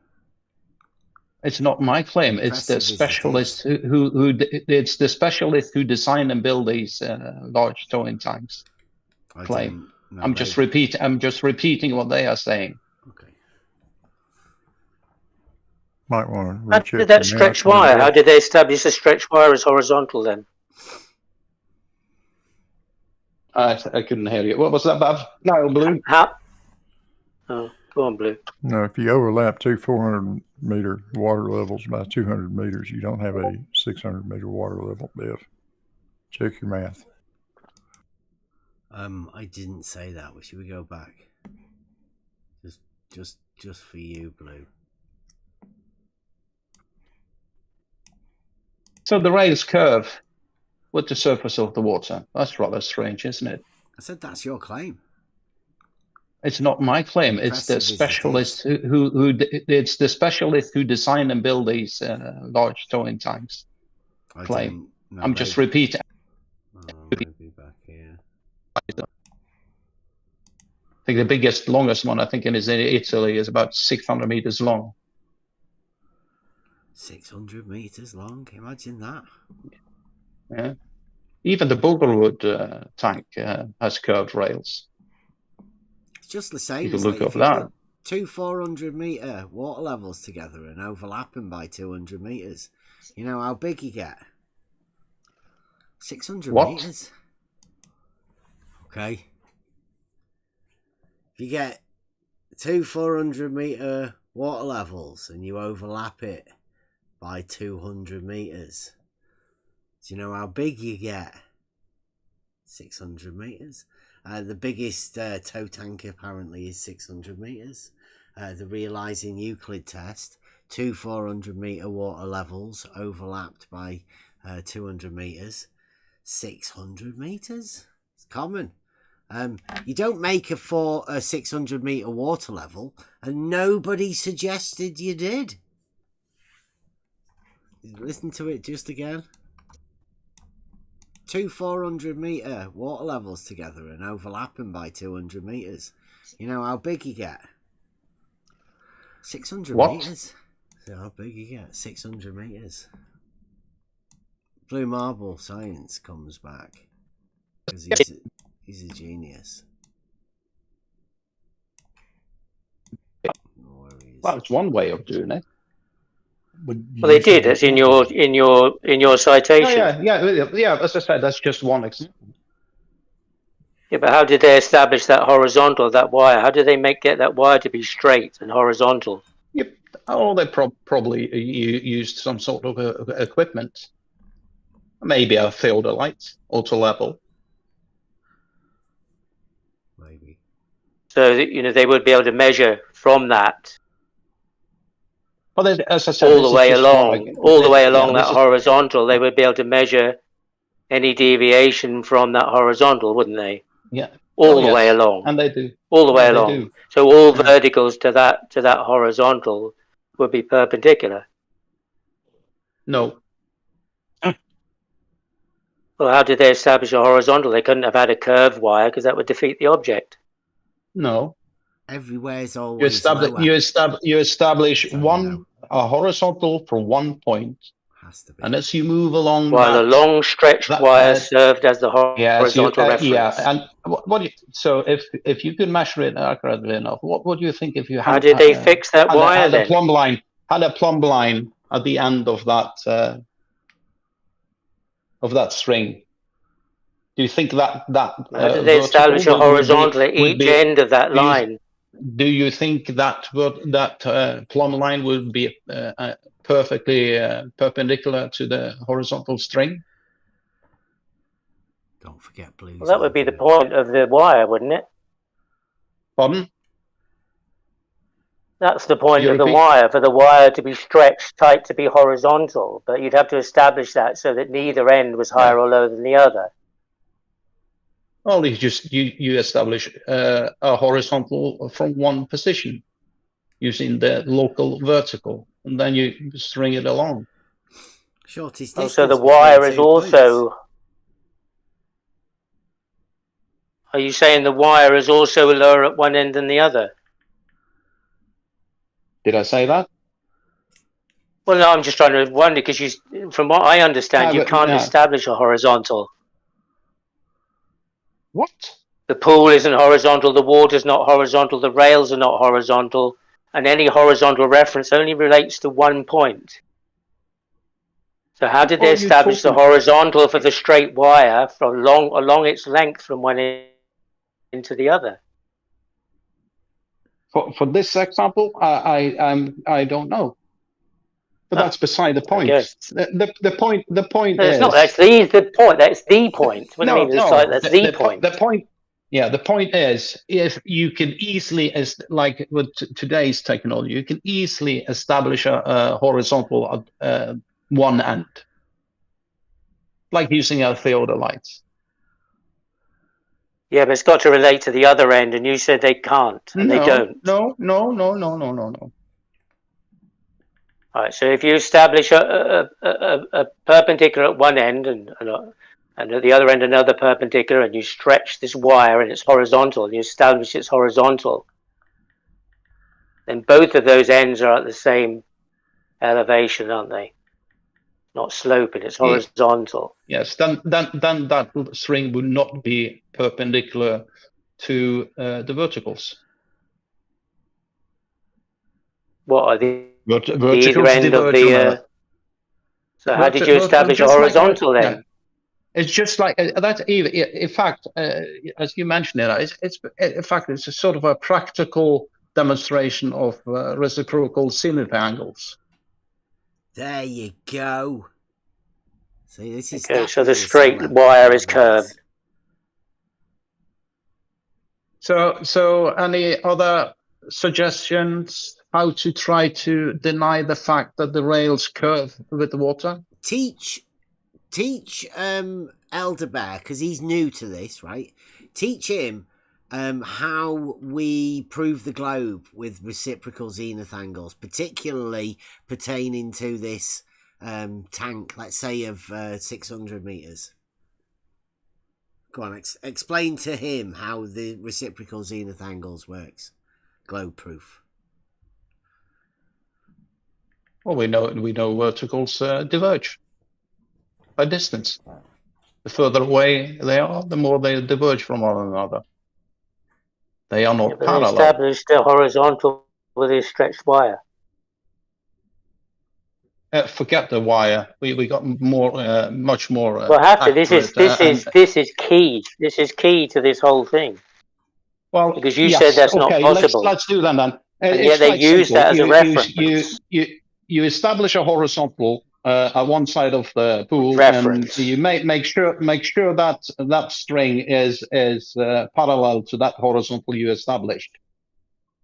If you at the other end put a plumb line to it, that plumb line would not be perpendicular to that horizontal. Well, because the stretched wire is not horizontal. Is that what you mean? No, because verticals diverge by distance. Yeah, but all verticals on that established reference, the stretched wire established reference, horizontal reference, all verticals would be parallel. You have one verticals would be perpendicular and parallel. You have one vertical that you start off with, where you just say horizontal reference. The horizontal. No. Yes, and you use that to make sure that string is horizontal compared to that one, perpendicular to that vertical, and you stretch it along to the other end. On the other end, stretch it. The plumb line will not be perpendicular to that horizontal. We have to have. He sort of just generated a plumb line that's not perpendicular to horizontal, and plumb lines are verticals. Vertical and horizontal are perpendicular, but he's just formulated a not perpendicular vertical. You want to hear it again? To the other end. On the other end, the plumb line will not be perpendicular to that horizontal. Yeah, not perpendicular to horizontal. A plumb line not perpendicular to horizontal. Now, what sort of a mind can do that? Could you do that? Could you conclude that a plumb line, a vertical, is not perpendicular to horizontal? Well, he goes further though. Obviously, he's only at the beginning of his reasoning process at the minute. It goes, the globe can lead him much further than this. We'd have to have. No, you don't have to have anything. It was actually horizontal, wouldn't you? Well, how do you know it's horizontal then? Because you established a horizontal at one side. Yeah, but what you're saying sounds to me as though it's like you're saying the. No, there's only one horizontal. That's the reference. Yes. That's the point, isn't it? That's the reference. So you can measure any deviation from that horizontal reference and then find out if the water is curving or the rails are curving or anything else. Because if that's following the same logic as your water and your rails, then it's curving at the same, exactly the same. You'd never be able to measure anything. Well, you use. Hang on a minute. You use a theodolite and you establish a horizontal on one end of the rails. And as you go further away, you see. They use a theodolite for the wire. Didn't I just tell you? This is an old example. Today they use much more accurate and more sophisticated equipment. So you use a theodolite and you measure along that rail, and the measurement shows that the rail drops away from horizontal by distance. That's it. What are you measuring? What bit of the wire are you measuring with the theodolite? Forget the wire. Forget the wire. I'm talking about today. Well, that's what we're talking about. You then brought the theodolite to establish. I said, how would you establish that to be horizontal? And you brought the theodolite. How does a theodolite work? Well, it measures angles. Yeah, but you set it up by the vertical, yes? What angle are you measuring to get this horizontal? Are you using a bubble level to make sure that the theodolite is set up correctly? Yeah, you'd be better off using a level than a theodolite. That's what I think. Technically, yes. But I mean, like, are you saying that there would be a drop, a measurable drop? If you establish a horizontal at one end of the rails, the further away the rails are, the further down they drop in relation to that horizontal. Measurable, yes. Measurable. Yeah, that, you know, like when we do that in reality, that we call that an elevation change. Oh, you call it an elevation change? Strange. So the surface of the water have an elevation change by distance then? Okay. Fine. Is that what you... Yeah. You all right with that? See how easy you did that? He's not joking either. Yeah, that, you know, like when we do that in reality, that we call that an elevation change. Oh, you call it an elevation change? Strange. So the surface of the water have an elevation change by distance then? Okay. Fine. Is that what you claim it does? You claim it does. Is that what you're saying? Well, if the rails are at the exact same height above the surface of the water, it has to, doesn't it? Has to. It has to, doesn't it? I mean, he didn't sound too sure, but I mean, it has to. He did state that. And this is a water level with an elevation change. Has to. Now, I don't know whether it has to or not. Because I would say in reality, I'm unsure. I wouldn't say it has to. I'd say it doesn't. But if you've got no practical experience, no logical understanding, only, you know, a dogmatic globe to follow, and you've been sat in these rooms talking to these people and coming to these conclusions for so long, you might feel that, you know, you're justified in stating this, having never done it.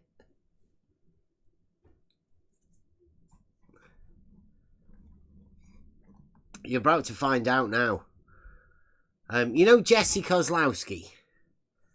He said it was measurable, right? A measurable elevation change. And look where Jesse is now. What happened to him? He's gone. Forgotten. Not even quoted in any of the arguments or any of the proofs that anybody uses anymore. Jesse Kozlowski's gone. But Stefan Mudd just said exactly the same thing that Jesse Kozlowski said. Stefan Mudd isn't pretending to be a surveyor, though. He's he said that he's never done any of this. So he's not pretending to be a surveyor at all. He's just speaking for the experts that he says have done this. So, you want to hear? Stefan Mudd. Let's take it away, Stefan. Speak for these guys. That's what you love to say. It has to. Has to be. Well, the horizontal has to be horizontal. Then there has to be an elevation change of the surface of the water. You'd have to measure that from... It says there has to be. You want to go that again? Then there has to be an elevation change of the surface of the water. There has to be an elevation change of the surface of the water, is what he just said. Has to be. Would be flow, right? We know how water flows, as Buster sung. You'd have to measure that from your horizontal reference, wouldn't you? Yeah, that's what Find that's out what I'm been that's this what I've or been not. repeating and repeating over and over and over again. You establish a horizontal No, because at one you end. then said that horizontal is only horizontal at one end. It's And that the horizontal other at end is the a different point. horizontal. It's horizontal. No, he's saying at, there's a measurable change over distance. there is. Yes, That's what there he's is. saying. In the straight wire. No, of the water. In the wire. No. A theodolite. Yeah, I know, but he's measuring it from the wire. No, he's not. He's measuring it from an auto level. He's setting up an auto level, which establishes a horizontal, and he's saying there's a measurable drop over distance. Yeah, that's what I mean. Yeah. I get that. Yeah. But yeah. Yeah. That's what the reference, that's why the wire, the long stretched wire reference, that's what I was, hinging it to, the measurement. Why can't you just forget the wire? That's old-fashioned. Today you use much more accurate measurements. So that means it was in your citation, so I just. But that just said it. There's an elevation change of the surface of the water. Yeah, that's what I said in the beginning. So how did you measure that elevation change? I told you several times, but you never. There you go. I hope everybody's getting this. Because Stefan Mudd's telling us this sort of thing. Now, I don't know how I would incorporate this into a proof for Dave Weiss. Because I'd say this is more of a dogmatic globe thing. I mean, it's not really the real globe. It's more of a dogmatic, has to be type thing.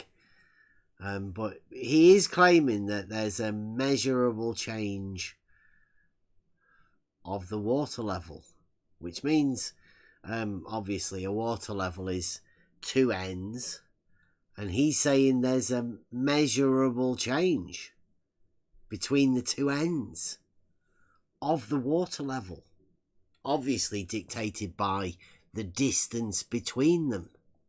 I mean, you've never even heard of this in reality, because most of you are practical people who've done actual things, and you've never heard of it. But Stefan Mudd is actually voicing this.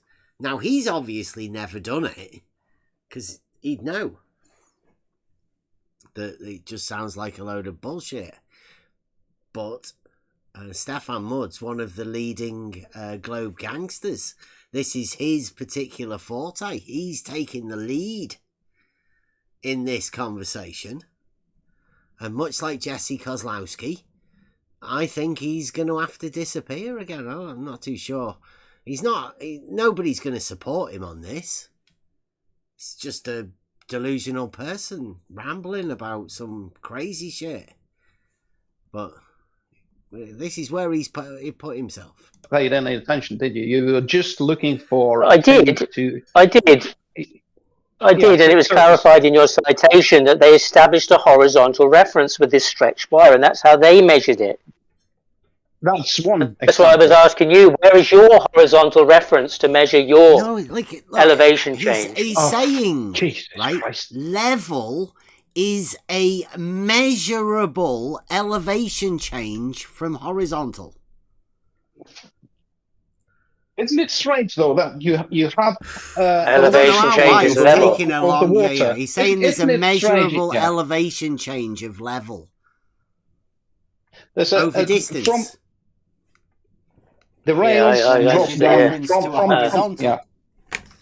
But he doesn't realise that the horizontal you establish a horizontal by a tool called a level. He's going to get in a loop. He's going to get really stuck. Yeah, you establish a horizontal at the one end of the rails, let's say using a theodolite, and you move along with a accurate measuring stuff on top of the rails, and you measure, in fact, there's an elevation change. The rails drop down. The rails are the exact same height above the surface of water. But there's a That's measurable elevation change with them being Yes. the exact same Yeah. height. An elevation change. That sounds really weird. How do you, yeah. I don't know. Yeah, Have you ever so how do actually you done have any of this stuff? Do I need to? Can't I leave this to the Sounds- specialist? Does sound contradictory though, does it not? Why? No. Could I finish, please? Yeah. What I was go on. saying? Yeah. You agree that we then will measure elevation change, yes? I know how to measure elevation change, yes. Yeah, but that's what you do. When you measure, when you start with a theodolite at one end of the rails, as you move away from theodolite, you will have an elevation change. The So you rails measure a drop vertical down. change, yes. Yes. Those rails are at the exact same height above the surface of the water. That means that the surface of the water has elevation change as well. But it's not. See, he says it again. Relating Your audio is doing that crispy for sound. you guys. Yeah. Okay, I believe so. Let me give you guys. There you go. Fix yours. So he said it once again. Elevation change of the water. Let's listen again. That means that the surface of the water has elevation change as well. That means, say it again for us, Stefan. That means that the surface of the water has elevation change as well. So what he's doing is he's got this idea that these curved rails are doing something, and his reasoning is working backwards from the rails to the water. It's like a backwards reasoning process. And it might sound backwards, but that's what's literally going on. He's reasoning back from the rails to the water. Broken minds. Stefan's one of the experts on this sort of thing. As you can tell, the room's quite full. There's a lot of people in there, and nobody else dare speak up. So Stefan, either Stefan's quite a high-ranking member of the Flat Earth Society, or everybody else in the room is under orders to never question anybody else, no matter how much bullshit they may seem to be talking. Never question them. I think that's the way it goes, because if anybody ever does question them, or anyone within this arena, you get shunned. You get all name called and all sorts. That's why I think we here at On The Level take all of the flack, because we question these people on the bullshit. We literally tell them that it doesn't sound like it's making any sense. In fact, we more often than not, it's nonsense.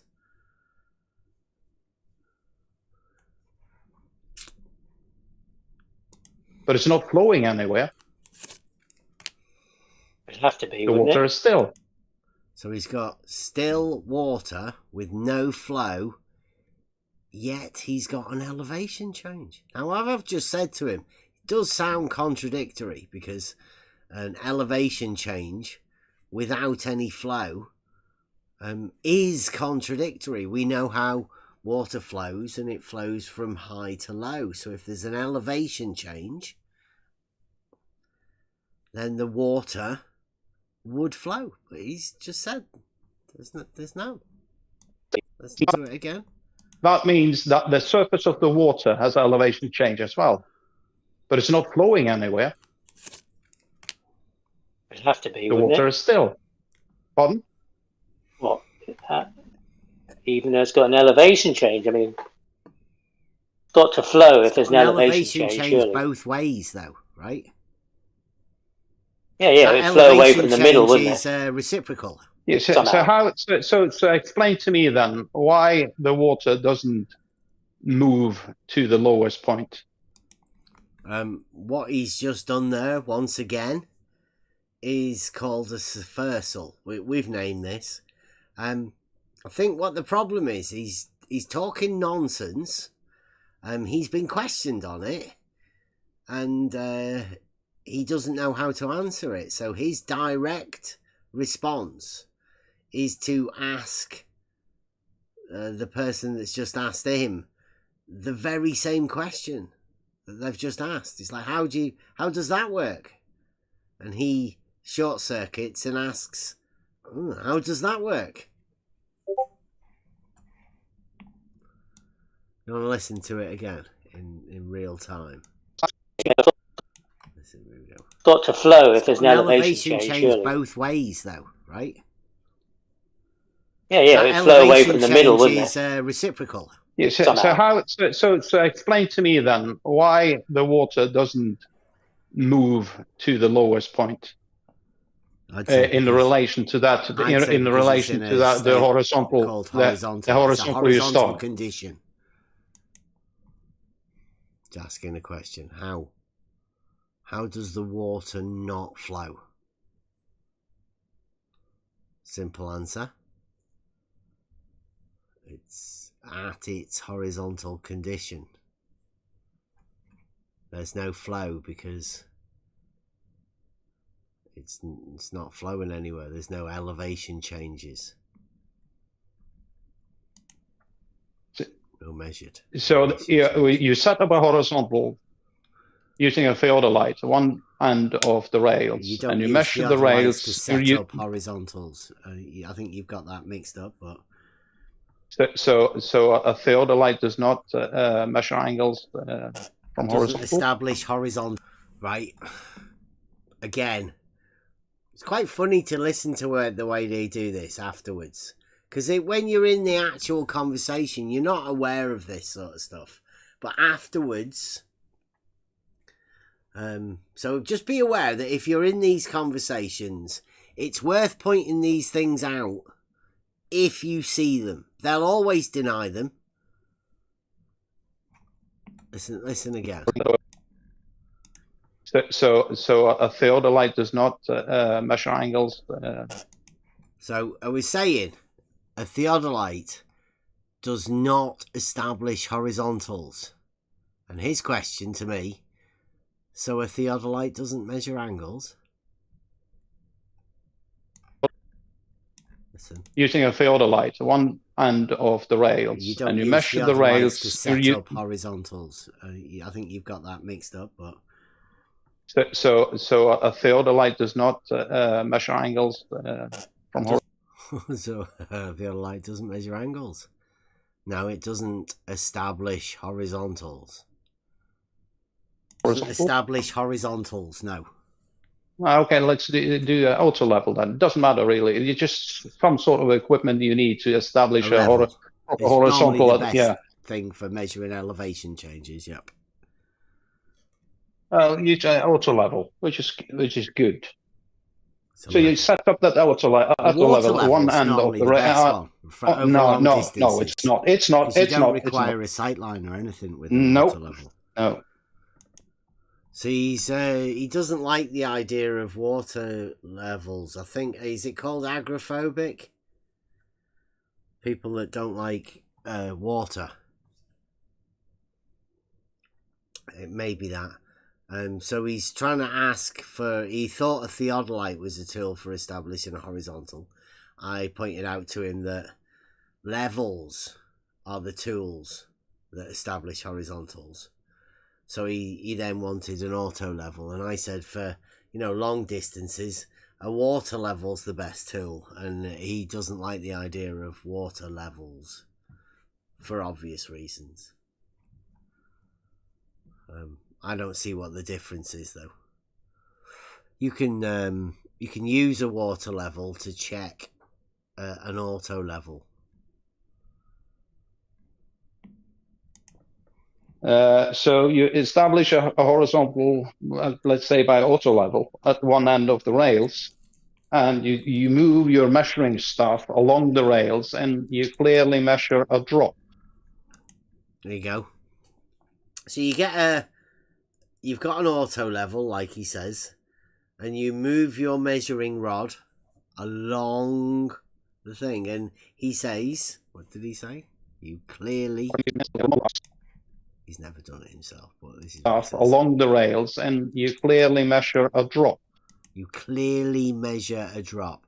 So at least in his mind, he's imagining you clearly measure a drop.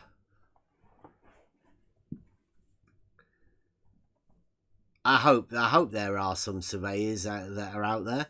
I mean, obviously, you don't need to come in and here, but just be aware that there are people that are out there that are severely model afflicted, and they do say what seeming like nonsense statements. He's never done it. What, differential leveling? You measure a difference. You just move away. Yeah, you just move away from the auto level, and you measure a drop. Yeah, you measure the vertical distance between the rails and the horizontal increases as you move away. Okay, increasing drop as you move away. Seems like a slope, but you know. Stefan Mudd. If anybody wants to know, this is Stefan Mudd, the globe gangster. At the same time, those rails are at the exact same heights above the surface of the water. You sound very knowledgeable about this. Have you done this? Were you part of the crew? No, but I did take a marine engineering education 40 years ago. Yeah. It's the way that you use your rhetoric, right? When you say it's the way you do it, and those sort of things, it makes it seem like you've done it, and you're involving the listener also, right? In your words. I know I haven't done it. No, didn't I say I don't have to do it? I can go by the specialists who do this. Yeah, he says he doesn't have to do it. He can go by the specialists. So he's about to start speaking for the specialists, knowing very well that he's never done it. If you want a better case of shadows, following the shadows, that's exactly what this man's doing here. So it's who's cast the shadows for him. Yeah, who measure an elevation change of water. Yes. Level. In relation to established horizontal in these pools, yes, they do. So for the water to not go anywhere, for the water to not go anywhere. So you're speaking for the experts that measure an elevation change of water level. No, that's not a very big. I'm speaking about I'm talking about the specialists who construct these ship model towing tanks. Proofs. I mean that's a good one. Yeah. You see, again, I try to put forward an example of what you call a globe proof. Yeah. And you guys do whatever, and what you guys are doing, you do your shut up. It's measurable. And you guys are trying your best. Your guys are trying to deny it. Hang on. Nobody has to deny it. Who's trying to deny it? Like, he's literally said it's a measurable change. Nobody has to deny it there and then. You just got to go out and do it. Measure it. I know he's never measured it, right? But nobody has to deny it. And he doesn't have to take this type of response. I mean, it's out there for anybody to measure for themselves. It's a case of it has to be for the globe. So off you go. Do it. Nobody's denying anything. Stefan Mudd has said, something that a case of it has to be. Depends what model he's got, though. You maybe have to catch up with Stefan Mudd. Be able to go over this. I'm going to keep this. I'm going to maybe cut this out as a special. Stefan Mudd. I don't know how many other people are going to go along with Stefan. Maybe we could tie it in with Blue Marble Science and his argument. It's a tough one for whether David Weiss will take it on, but you never know. This, I mean, to me, this doesn't exist within the realms of logic. It just doesn't. I can't even comprehend it. What he's talking about. He's talking about a measurable elevation change of water that isn't flowing. It's a contradiction. It's a blatant contradiction within reality. I would state this is one of those things that's literally impossible. But Stefan Mudd, he's been around this quite a long time. He's a globe gangster. We were in a room with a load of globe gangsters, and none of them, not one of them, challenged him on it. So maybe it's it has to be. Maybe it's one of those cases. I don't know. This is something that you've You're trying to come up with excuses to deny it. It's quite simple. It's all right. It's all right. We're just trying to walk through with you. Just having a little walk through with you. Measurable drop of the water level over distance. So what does this tell us about the surface of still water? That you can measure a drop over distance. Yeah. Surely.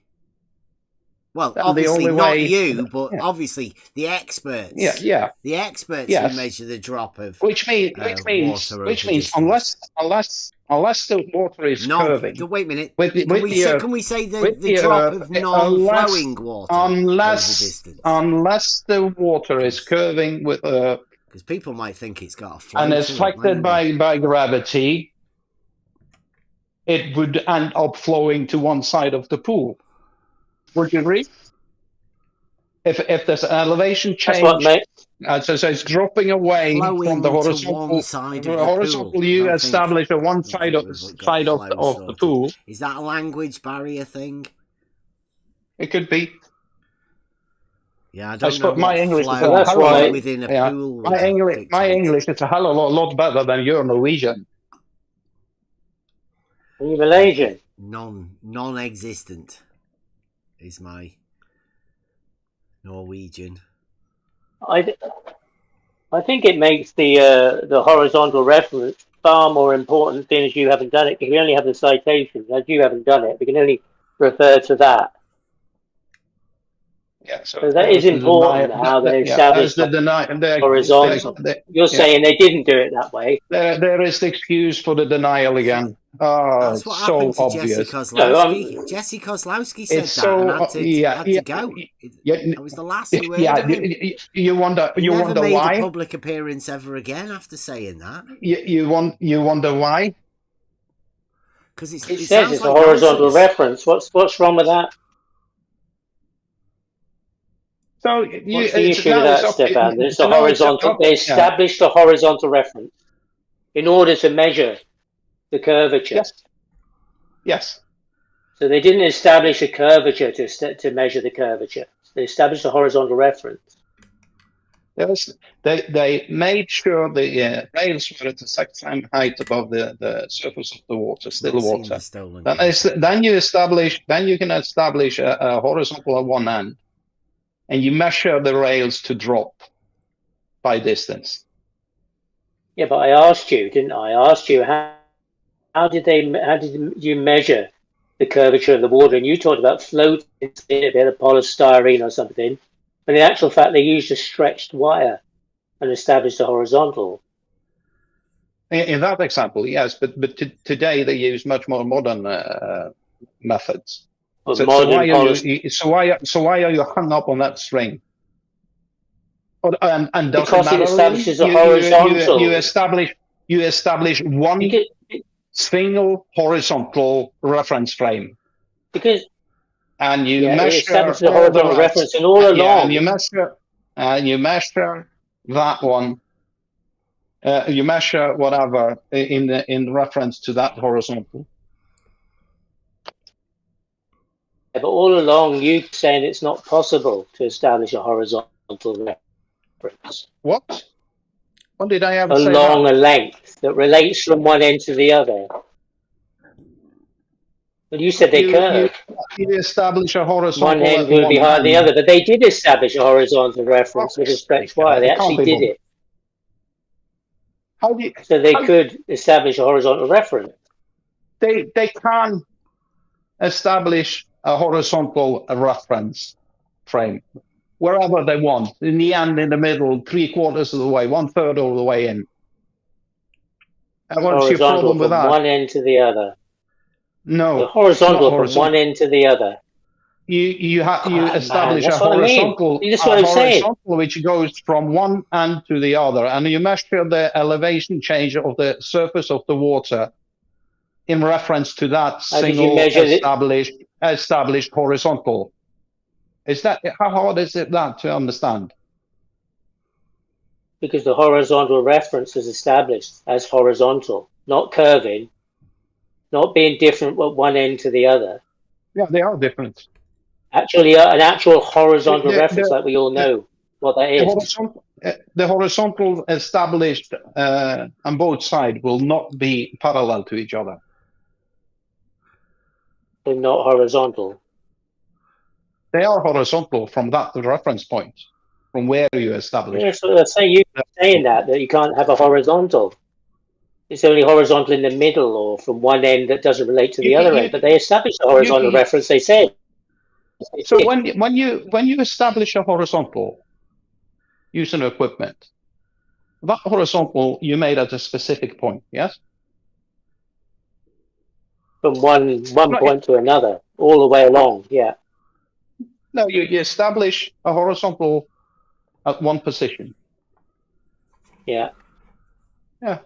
Well, and that horizontal. And then you transfer that to another point, and another point, and another point, and that. No, you don't. No, and you can come back again, and you can check that you were correct, and you'll find that all those points that you've on there will be on the same horizontal. Yeah.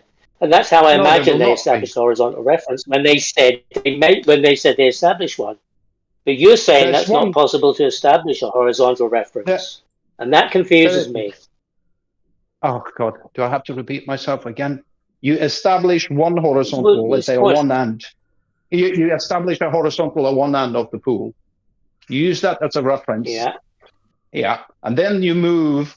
Then you measure the rails compared to that horizontal. And when no, the horizontal. What do you? No. You don't measure. So at the other end of you the pool, can't use. It must still. Yeah. You have to have a horizontal from one end to the other, continuous, horizontal, one horizontal.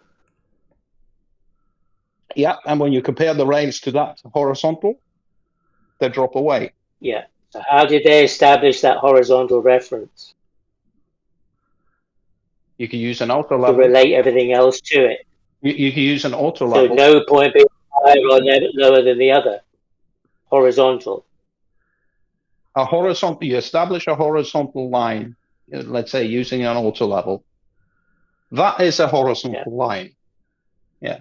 But if you have a measuring staff, and then you have a measuring staff on top of the rails, and as you move away, the distance between that horizontal that you have established and the rails, that vertical distance increased by distance, which means the rails are dropping away. So the rails are dropping away from the horizontal you have established. Well, if I understand it, they're measuring the water. So Stefan has once again just told us that it's dropping away. There's a measurable change. Measurable. I mean, it must be easily measurable as well, because he's saying you can do it with an auto level, measure a vertical change.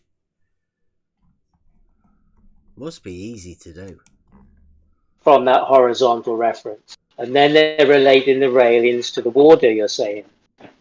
Yes, and the rails are at the exact same height above the surface of the water. So as the rail... No, the horizontal reference. Yeah. The horizontal reference is from where you're measuring. Yeah, you understand. So as you're always swimming downhill in the water, so you make advantage of it. But like no flow, so I'm not too sure whether you'd notice, but you are going down. Apparently, Stefan Mudd says it's a measurable drop. You measure in fact the rails, the vertical distance between the horizontal you established and the top of the rails increases by distance. That means the surface of the How water. do you think they measure?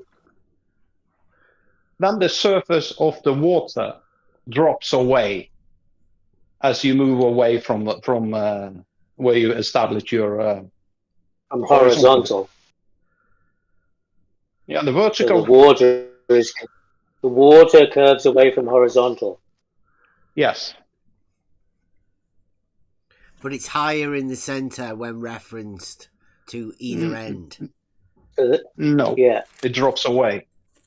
If you measure it from one side, it drops away. Drops away from the middle. Drops in the middle.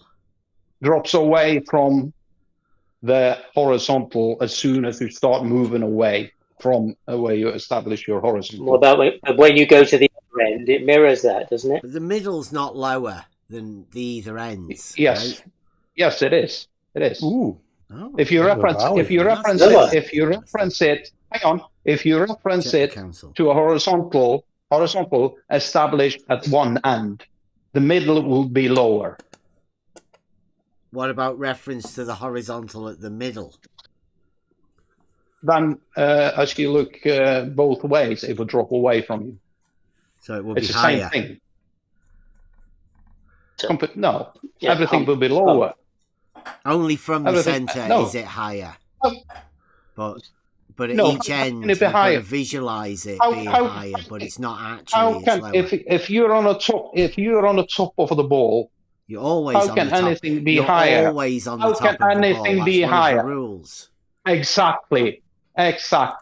So if you're at one end, you're at top of the ball. If you're in the middle, you're at top of the ball. If you're on the other end, you're at top of the ball. Yeah. So when you're in the middle, you can measure both of the ends being lower. It always drops measurable. away. Yeah, there's a measurable. Whichever way you look. Yeah. So from the center, you stand on one of those floating things. Drop of both ends. Both sides will drop away from you if you're in the center. Which means you're higher. On the middle, it means you're higher, right? Higher compared to what? Both of the ends. To the other end. Oh, the ends you've measured lower. A drop from, right? Yeah. You've just you've just measured them lower, so that means that you're higher from the center. Doesn't matter. Doesn't matter. If I look one way. Doesn't matter. See, that's one reasoning step that he can't seem to do. And I don't know whether it's the reasoning he can't do or it's because I'm the one trying to explain it to him. It's a tough one to tell whether some people react to the person talking or whether they react to the words that are being spoken or whether, how their reasoning process works, whether it's affected by these things or not.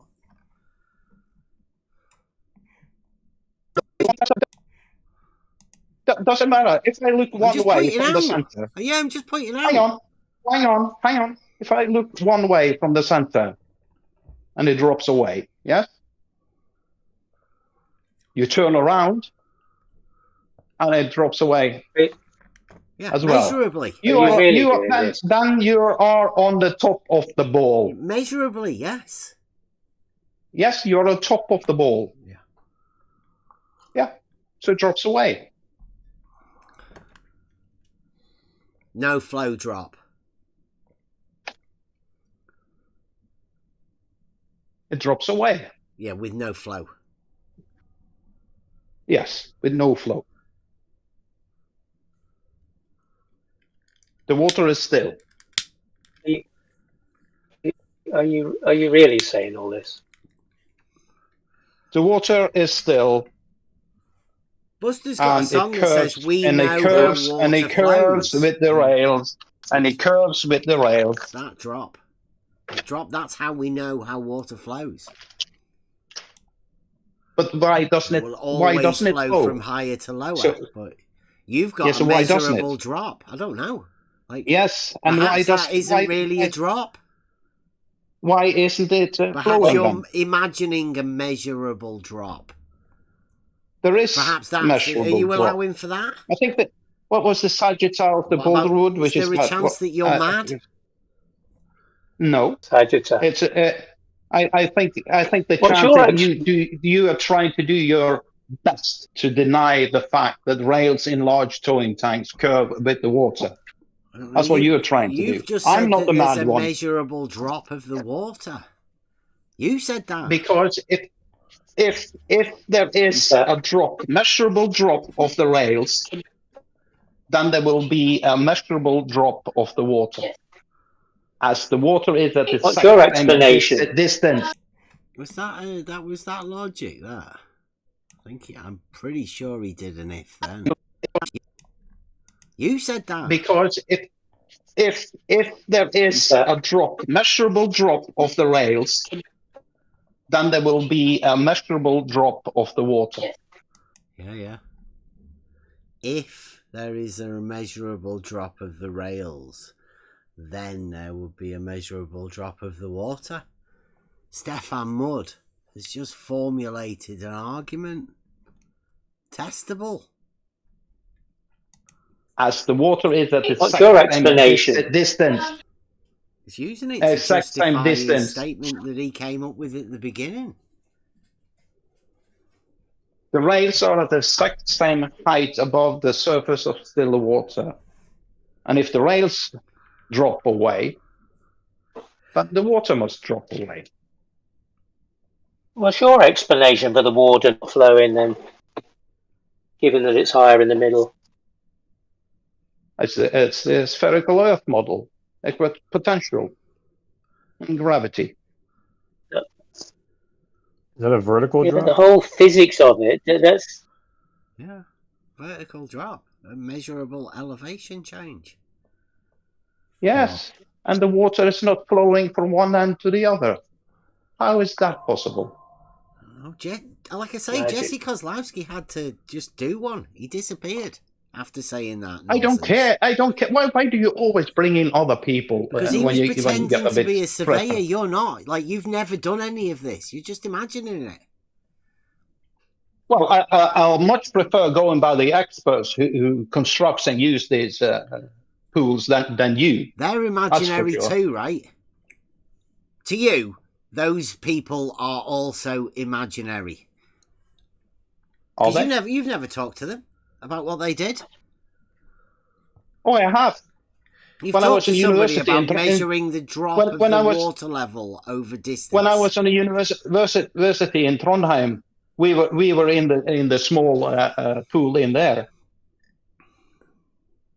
And they measured the drop of the water level over distance? Not in that one, no, not in that one. But they told us about the large ones that they had to adjust it because that one at that time was only 30 meters long. What's the biggest measurement that they've ever got then? In measuring the drop? I don't know. I remember what was the Boulderwood, the Sagittarius. Hang on, that should be easy to find at least. What's the biggest drop of the water level? Oh God, what? Right, let me clean me glasses. Gwards is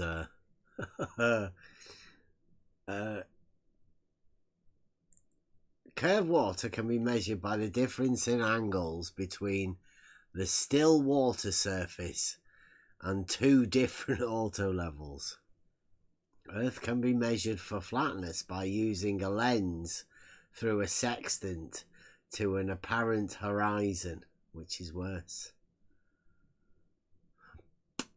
I don't know. Well, I like this one because this one says it's just measurable.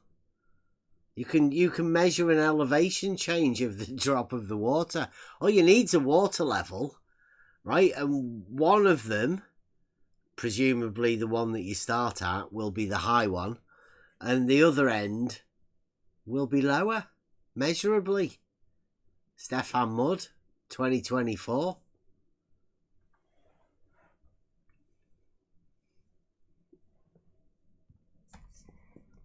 It throws an interesting curveball in the mix.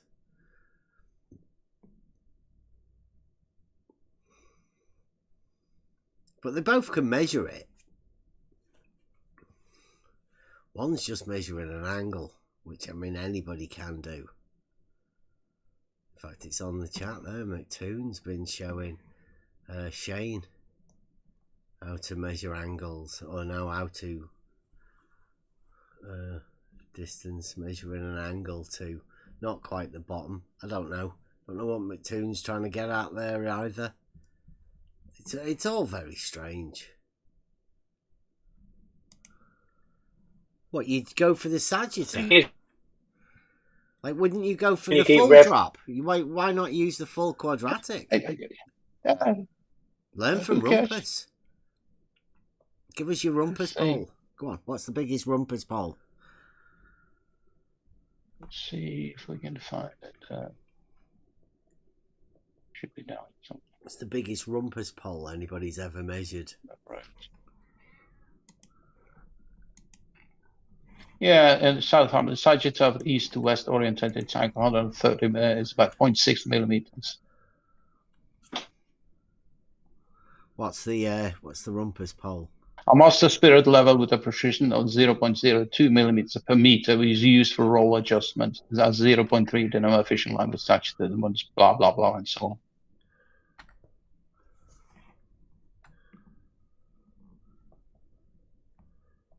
So that would mean there's a slight curve in the rails, huh?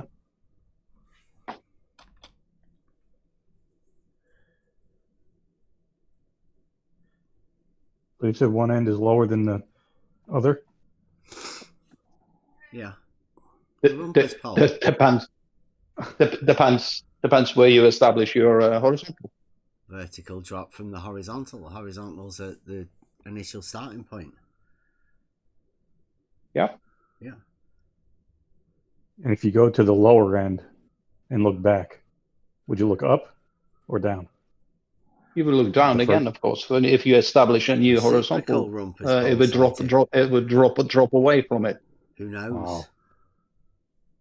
What would happen with the reciprocal Rumpus pole sightings? Strangely, how the verticals diverge, huh? Prove the globe, wouldn't it? It's its globe. Yeah, for sure. That would prove the globe. Yeah. Sounds like a job for the globe prover. Right? Measurable vertical change, right? Measurable. Yeah, I mean, it's measurable. So he says. Remember the Charles saying it was how many feet? 26 feet? Was it over 6 miles or something? That's measurable.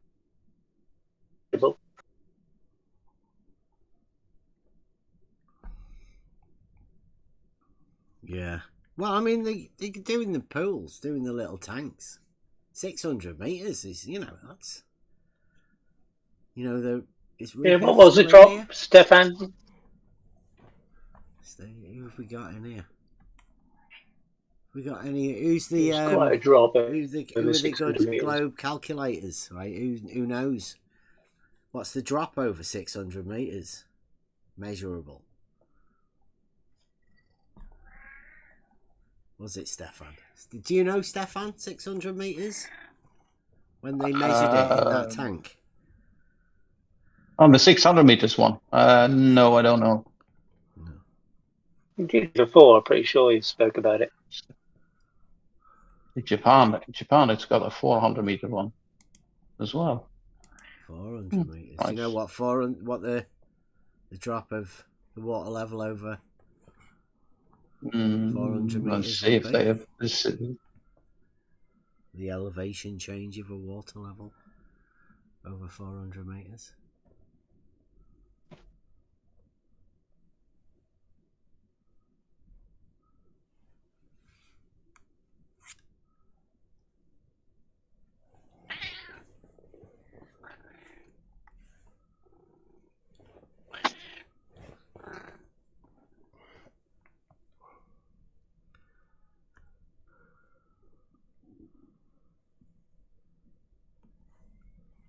Big silence. I think he's trying to work out where it is. 400 meters is about what? 501 meters, 10 centimeters approximate. 10 centimeters. Did you know that? The drop of a water level over 400 meters. 10 centimeters, Stefan Mudd's just calculated. It's quite a lot, that, isn't it?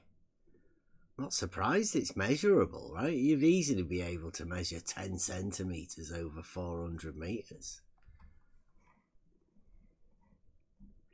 Stefan Mudd. And nobody else is in there who's, you know, all the rest of the globe gangsters. Nobody saw anything wrong with that. 10 centimeters over 400 meters. I mean, how small does he think his globe is? Did he get that? It's crazy. Yeah, they don't know RBD face just yet. I think I was talking to one of them a little bit earlier about that. Like, yeah, we have to. I was hoping that one of the guys would end up taking up George's final work. That's George Sack. And his final work was, he tried to do it. It was like globe differential leveling, and you know how it works with all of the numbers and the method and all of that. Sadly, George didn't ever finish it. He left it open. That's why we call it George's final work. RBD face.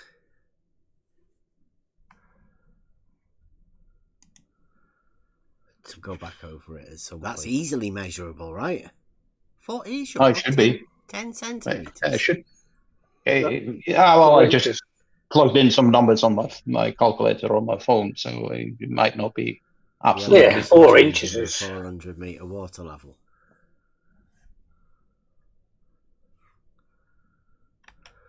You can Google that, I think. I don't think you can. I think it's out there. Not the elevation change of water. Surely you must be able to do that. Yeah. Elevation change of water would be well known. I Stark thought. order checked the Ruhif's numbers just to make sure. He went to 5 decimal places of a millimeter. So 400 meters. Says they're 12.5. 12.55689.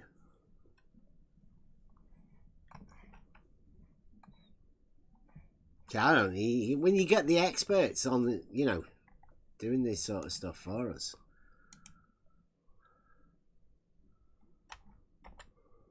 The updated one, you know. Rumpus and the Rumpus poll. He took a genius idea. I mean, I don't know why nobody else had done it, but I mean, if you go for the full distance, you get a chance to use the full quadratic. Most people have been dealing with the sagitters, which is the hump. Yeah. Gets a bit tricky, that, because it's going to be the same to this. Yeah, you have to imagine that there's a horizontal from A to B to be able to imagine a sagittar, right? But that's painful. Like, how can you imagine a horizontal from A to B to measure a sagittar from when you can't imagine a horizontal from A to B, right? Well, that's what Stefan was saying. Never mind about that. Forget about it. It's tricky, doesn't it? That's why I was a bit confused. So what are you confused about? Establishing a horizontal and just let that horizontal line continue onwards. Is that a problem? Well, no, not a problem for me. No. See that? But it seems to be for put you. a thing there, right? And this is the difference, right? Obviously, Rowbotham. We know that Rowbotham lied, right? We know that. We know that because we've been there and done it. We've also been there and done the Wallace, right? In fact, I think we've got one of the best zooms for that particular Wallace shot that's ever been done. That's thanks to Bloods. Not forget your Black Tower. Thanks, Bloods. At least. We've done that. Now, in that, haven't they got a measurable higher in the centre? Like Wallace. I don't know. No idea. Yeah, it does. In this one. I never looked into it. The only one I've seen you've done is studied it. It's the Black Tower one. Yeah, but you've been telling us everything's below. So how could Wallace, like, I don't know how far back Wallace was. How could Wallace have proved the globe with it being higher? If you're saying I don't know. that's not possible. I don't know. It's great, isn't it? And that's why I think Rumpus got frightened, right? Because Rumpus realised that when you go what's his name? Sack drop, Wallace. Let's see. I need to read up on that Wallace thing. It's there. It's got the flatearth.ws. I mean, how much more proof do you need? Flatearth.ws wouldn't put it in a meme if it weren't true. Bad for okay. Yeah, Rumpus is going for the measuring the full drop, the full nutsack drop. Using the full quadratic. You don't have to be messing about with Sagittar, half-distance Sagittars. And it's in the wrong fucking direction anyway, isn't it? It's up. So you don't want to be messing about with that.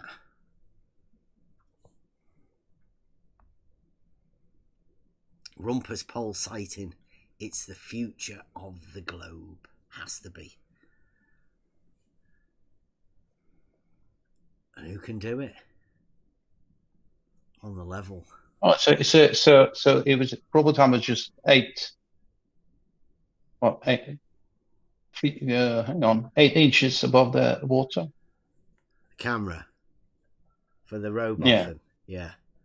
So, but of course, it didn't take a refraction into account. So. Well, he's in the middle of the thing, and they're going, "Can you see it?"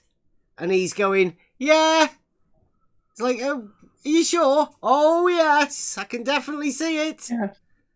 I wonder like, when I see the crew. Yeah. Draw us a picture when you come back, when you come out there, right? Well, I wonder why the cruise ship seems to disappear bottoms up as they leave my local town, going out to sea. You want to see the footage that we have got of a boat going away from 8 inches above the Bedford Canal? Oh, 8 inches is very close to the surface of the water where the refraction is strongest. You have the lapse rate for that? We've got the footage. You got the lapse rate? No, we've got the footage. It's got the video. Yeah, okay, that doesn't tell us much, doesn't it? Because you need the lapse rate to calculate the refraction. I don't need to calculate the refraction. Oh, you don't? No, to be able to show you that Rowbotham was talking shit. Yeah, all we have to do is show you the footage of what actually happens from 8 inches above the water when a boat float goes away. Yeah, it disappears, doesn't it? Normally, bottoms up. I don't know. Do you know? Yeah, well, I observe that You've seen the quite footage, regularly where I live. Where I seen live, the we got a lot of big cruise ships here during the summer, a couple of hundreds of them, and I very often see several of them moving away, and they always start to disappear bottom up.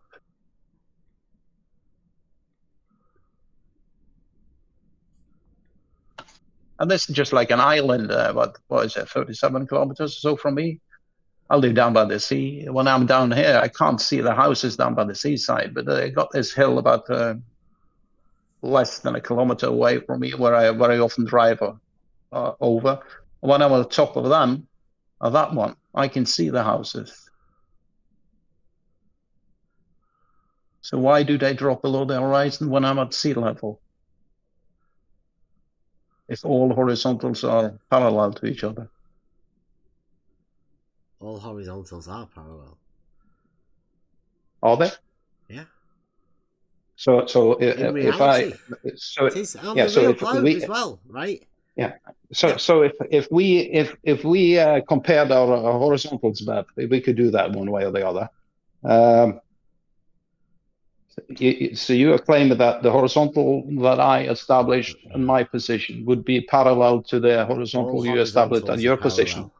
Yeah, all horizontals are parallel. Yeah. So okay. Yeah. So that means the surface of the North Sea must be rather.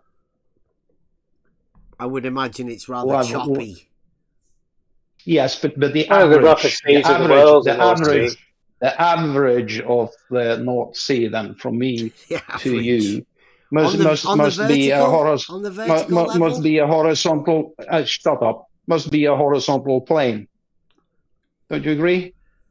No, the average on the vertical is not a horizontal plane. It's just a point. Yeah. Okay. So let's say I establish a horizontal 20 meters above sea level where I live, and you establish a vertical at your position. That should mean that the horizontal line coming from me hitting your vertical should be more or less the same height above the surface of the sea. Ridiculous. You would imagine what? Because I don't know, it sounds ridiculous to me. It does it. So if I establish a horizontal on my position, yeah, go on then. Let's get a level out. Yeah, go on. Okay. Go on, you do it. Do it now. Actually, do it. I'll ask that when I see the student up in my local area where I walk the dog, who's out using. I've got the level. Yes, I could go down by the seas. Yeah. Have I got the globe? No. You've not got a globe. No, but back to my question then. So if I establish a horizontal at my position, 30 meters above the sea level, mean sea level, and that line must be perpendicular to the vertical at your position. Horizontals and verticals are perpendicular. Yeah, would there be a big? As fascinating as this conversation would there be a large difference in the vertical distance from the surface of the sea up to that horizontal line at your position? I wouldn't know. Where would you measure it from? I establish a horizontal 30 meters above the sea. Yeah. And that's horizontal line goes all the way down to the UK. Yeah, and this horizontal line goes all the way across the North Sea to UK. And someone establish a horizontal projection. or a vertical and the UK side. I wish I could stay. Really, I think this is fascinating conversations. I'm not running away. I've got to go and take my dad shopping. It's one of the things that I have to do. Yeah, right, we all I'll come back. Don't worry about it. As fascinating as this is, maybe somebody else might be able to recant it to me later. Keep it up though. I like it. Yeah. I don't know. Like I say, I think I'm gonna use the reciprocal zenith angles within my proof to Dave Weiss, and I love Why not? Bob's shorter than a straight line. That's genius. I think that's also got to make it in there somehow, and maybe Bob's modus Poland's. So, all right, I'll see you later. Thanks for the chat. Take care. Okay, so that's the end of that. That was Stefan Mudd. I was sorry that he had to go, but I mean, I think he said everything that he needs to say. Just dropping away of the water level. I think we've got a guy in the chat that also wants to stick up for the elevation change of the water level. Now, I don't know how many or how advanced this is within the globe conversation. You people might be able to talk to people about it. Just check with people next time. I mean, are they aware that there has to be an elevation change of the water level over distance? And, you know, that it can be measured. So shout out Stefan Mudd. Hopefully he doesn't have to do a Jesse Kozlowski, but I mean, most of the people have been round less and less. You know, like nobody... Has anybody heard from Rumpus? I hope he's okay. Has anyone heard from him? Because, I mean, there are people like that, you know, if you don't keep in touch, you never know what might have happened to them. I mean, look at George. I think it was a month before they found out about that. And, you know, that's what happens when you don't keep in touch. Particularly with your, you know, the close people within your group. So if anybody has heard from Rumpus, we did hear he was a little bit ill. But he was coming back, he said, for doing his test. But we've not heard anything. Like, it's nearly the end of the season now. Farmer's Boy's not told us anything, although Farmer's Boy is over there, so fingers crossed we might be able to get a chat with Farmer's Boy over there. He was, you know, over there with Blue Marble. There's quite a few of the Globe gangsters. However, if anybody does know of any other groups of them, because, I mean, we're after the submissions for Globe proofs to Dave Weiss. I think I may have to get his email or something, send him an email to find out. But I don't know. He might be surfing or something. You never know what he's doing. As I have said, I do have another video. I have a few other videos. And if you guys are alright with the long form ones, I'll start putting them out. Maybe put them out as the members or whatever, and then put them out as a greater video.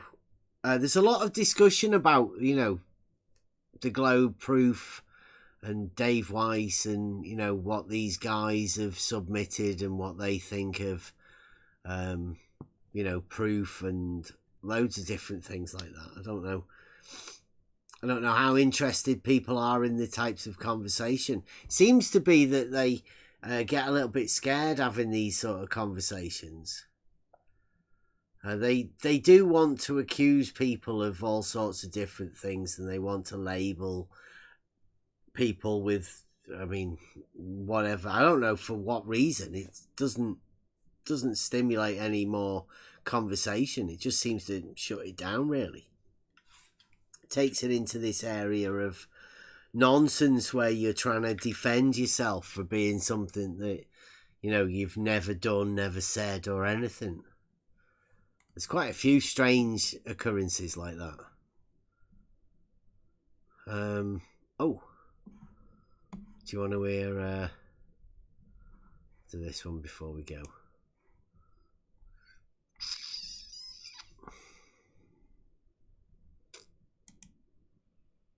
This is Logician's copy pasta.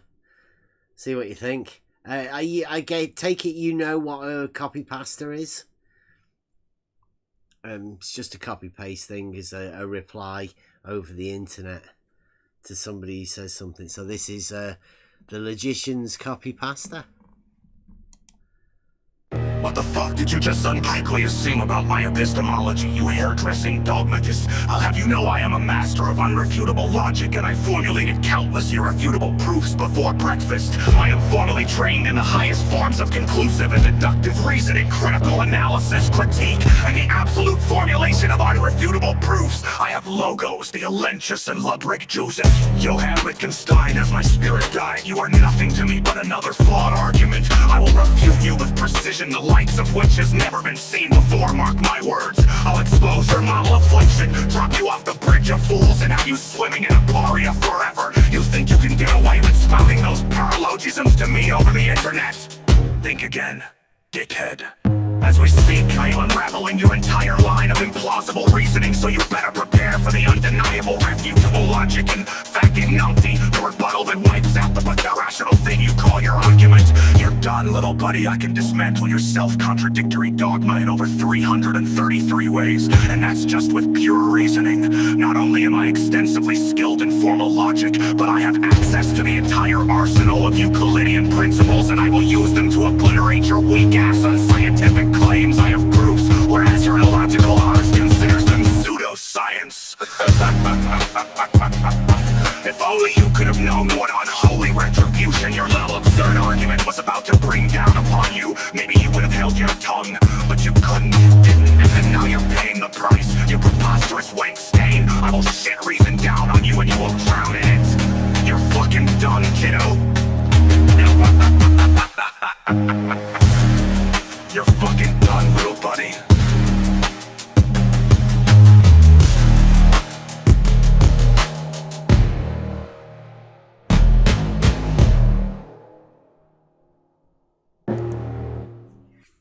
Huh.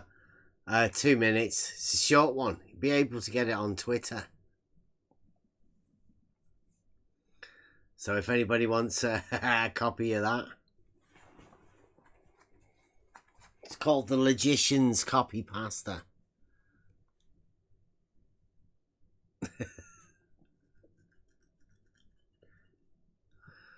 And I'll leave you with Blue's argument as well. I'll play this again. We're going to go out with a little one I did from Blue. All horizontals are parallel and all verticals are perpendicular to horizontal. That only leaves you with the conclusion that all verticals must be parallel to each other. That only leaves you with the conclusion that all verticals must be parallel to each other. Must be parallel to each other. One more. Just so you know, Blue Marble argument, this one is called. All horizontals are parallel and all verticals are perpendicular to horizontal. That only leaves you with the conclusion that all verticals must be parallel to each other. That only leaves you with the conclusion that all verticals must be parallel to each other. Must be parallel to each other. Let me find the...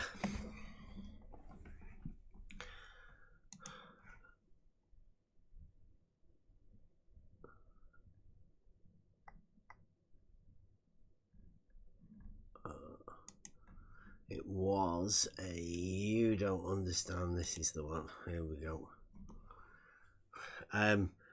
Yeah, we were having a chuckle at this. When you realise that, you know, the conversations that we've had, and you listen to Nathan Oakley talking, and then you listen to these guys talking about the same thing, you realise how close the link is between, you know, the Blue Marble scientists and the Flat Earth debate crew like Nathan Oakley. And it's a false dichotomy. They're both part of the same thing. And when you break these things down to the most simplest thing we can do, these guys are talking about the same thing.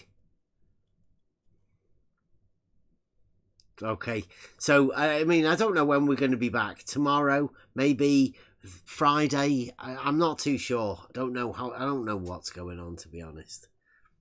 I'll try and get my act together. I am trying to formulate this proof for Dave Weiss, and I'm serious about it. Definitely, the Earth's definitely not flat. Never has been. And we obviously know about the dogmatic globe model, right? It's nonsense. So there is a reality. There's this other thing. And since it's not flat, we can only go with the real globe. People have already been given the idea of this thing, the real globe. They've formulated their own model. So this is the one that comports with reality, not the dogmatic one. Anyway, I'll let Blue take it out. Probably one of the best You Don't Understands ever been done. Join us next time. Don't know when that's going to be. Thanks for watching. Assumption number 1. A vertical is a straight line. That's okay. Make the same assumption. A vertical is a straight line. Horizontal is perpendicular to it. Right, okay. Yeah. And horizontal is a plane. In every case, horizontal is perpendicular to vertical. It's a really big ball. Okay. In every case. And all perpendiculars to the horizontal plane will be parallel. It's a really big ball to a horizontal plane, not to all horizontal planes. That's the problem. No.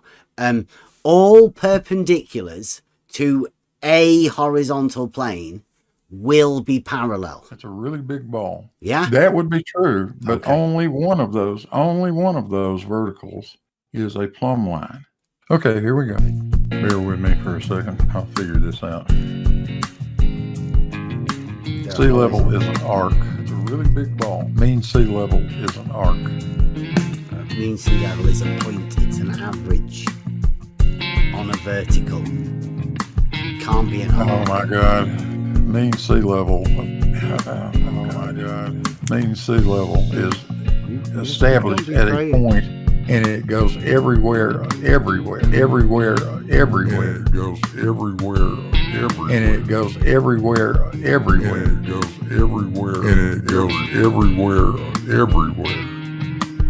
Then yes, horizontals would be parallel to each other, but not planar. I don't think you understand it. Parallel to each other, but not planar. Yes, you check it. How big is a cloud, Bev? Can you not imagine a sphere, a basketball? It's a really big ball. There's no hump. In space, Bev, yes, you check it. If you're at sea level, that is falling away from a horizontal.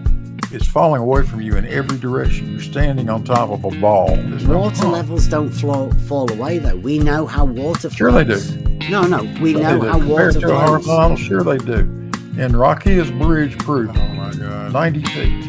You stand in the center of that bridge, either end of it is falling away from you by 90 feet. There's no hump. So you're standing on the hump. Oh my God. There's no hump. But you just said that it's falling away at either side. There's no hump. Of course you're on the hump. Can you not imagine a sphere, a basketball? With you standing at the top of the hump. There's no hump. Any point on it. On the side of it. You standing on the side of a ball.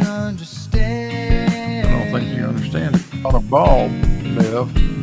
Standing on the earth, Bev. It's a really big ball.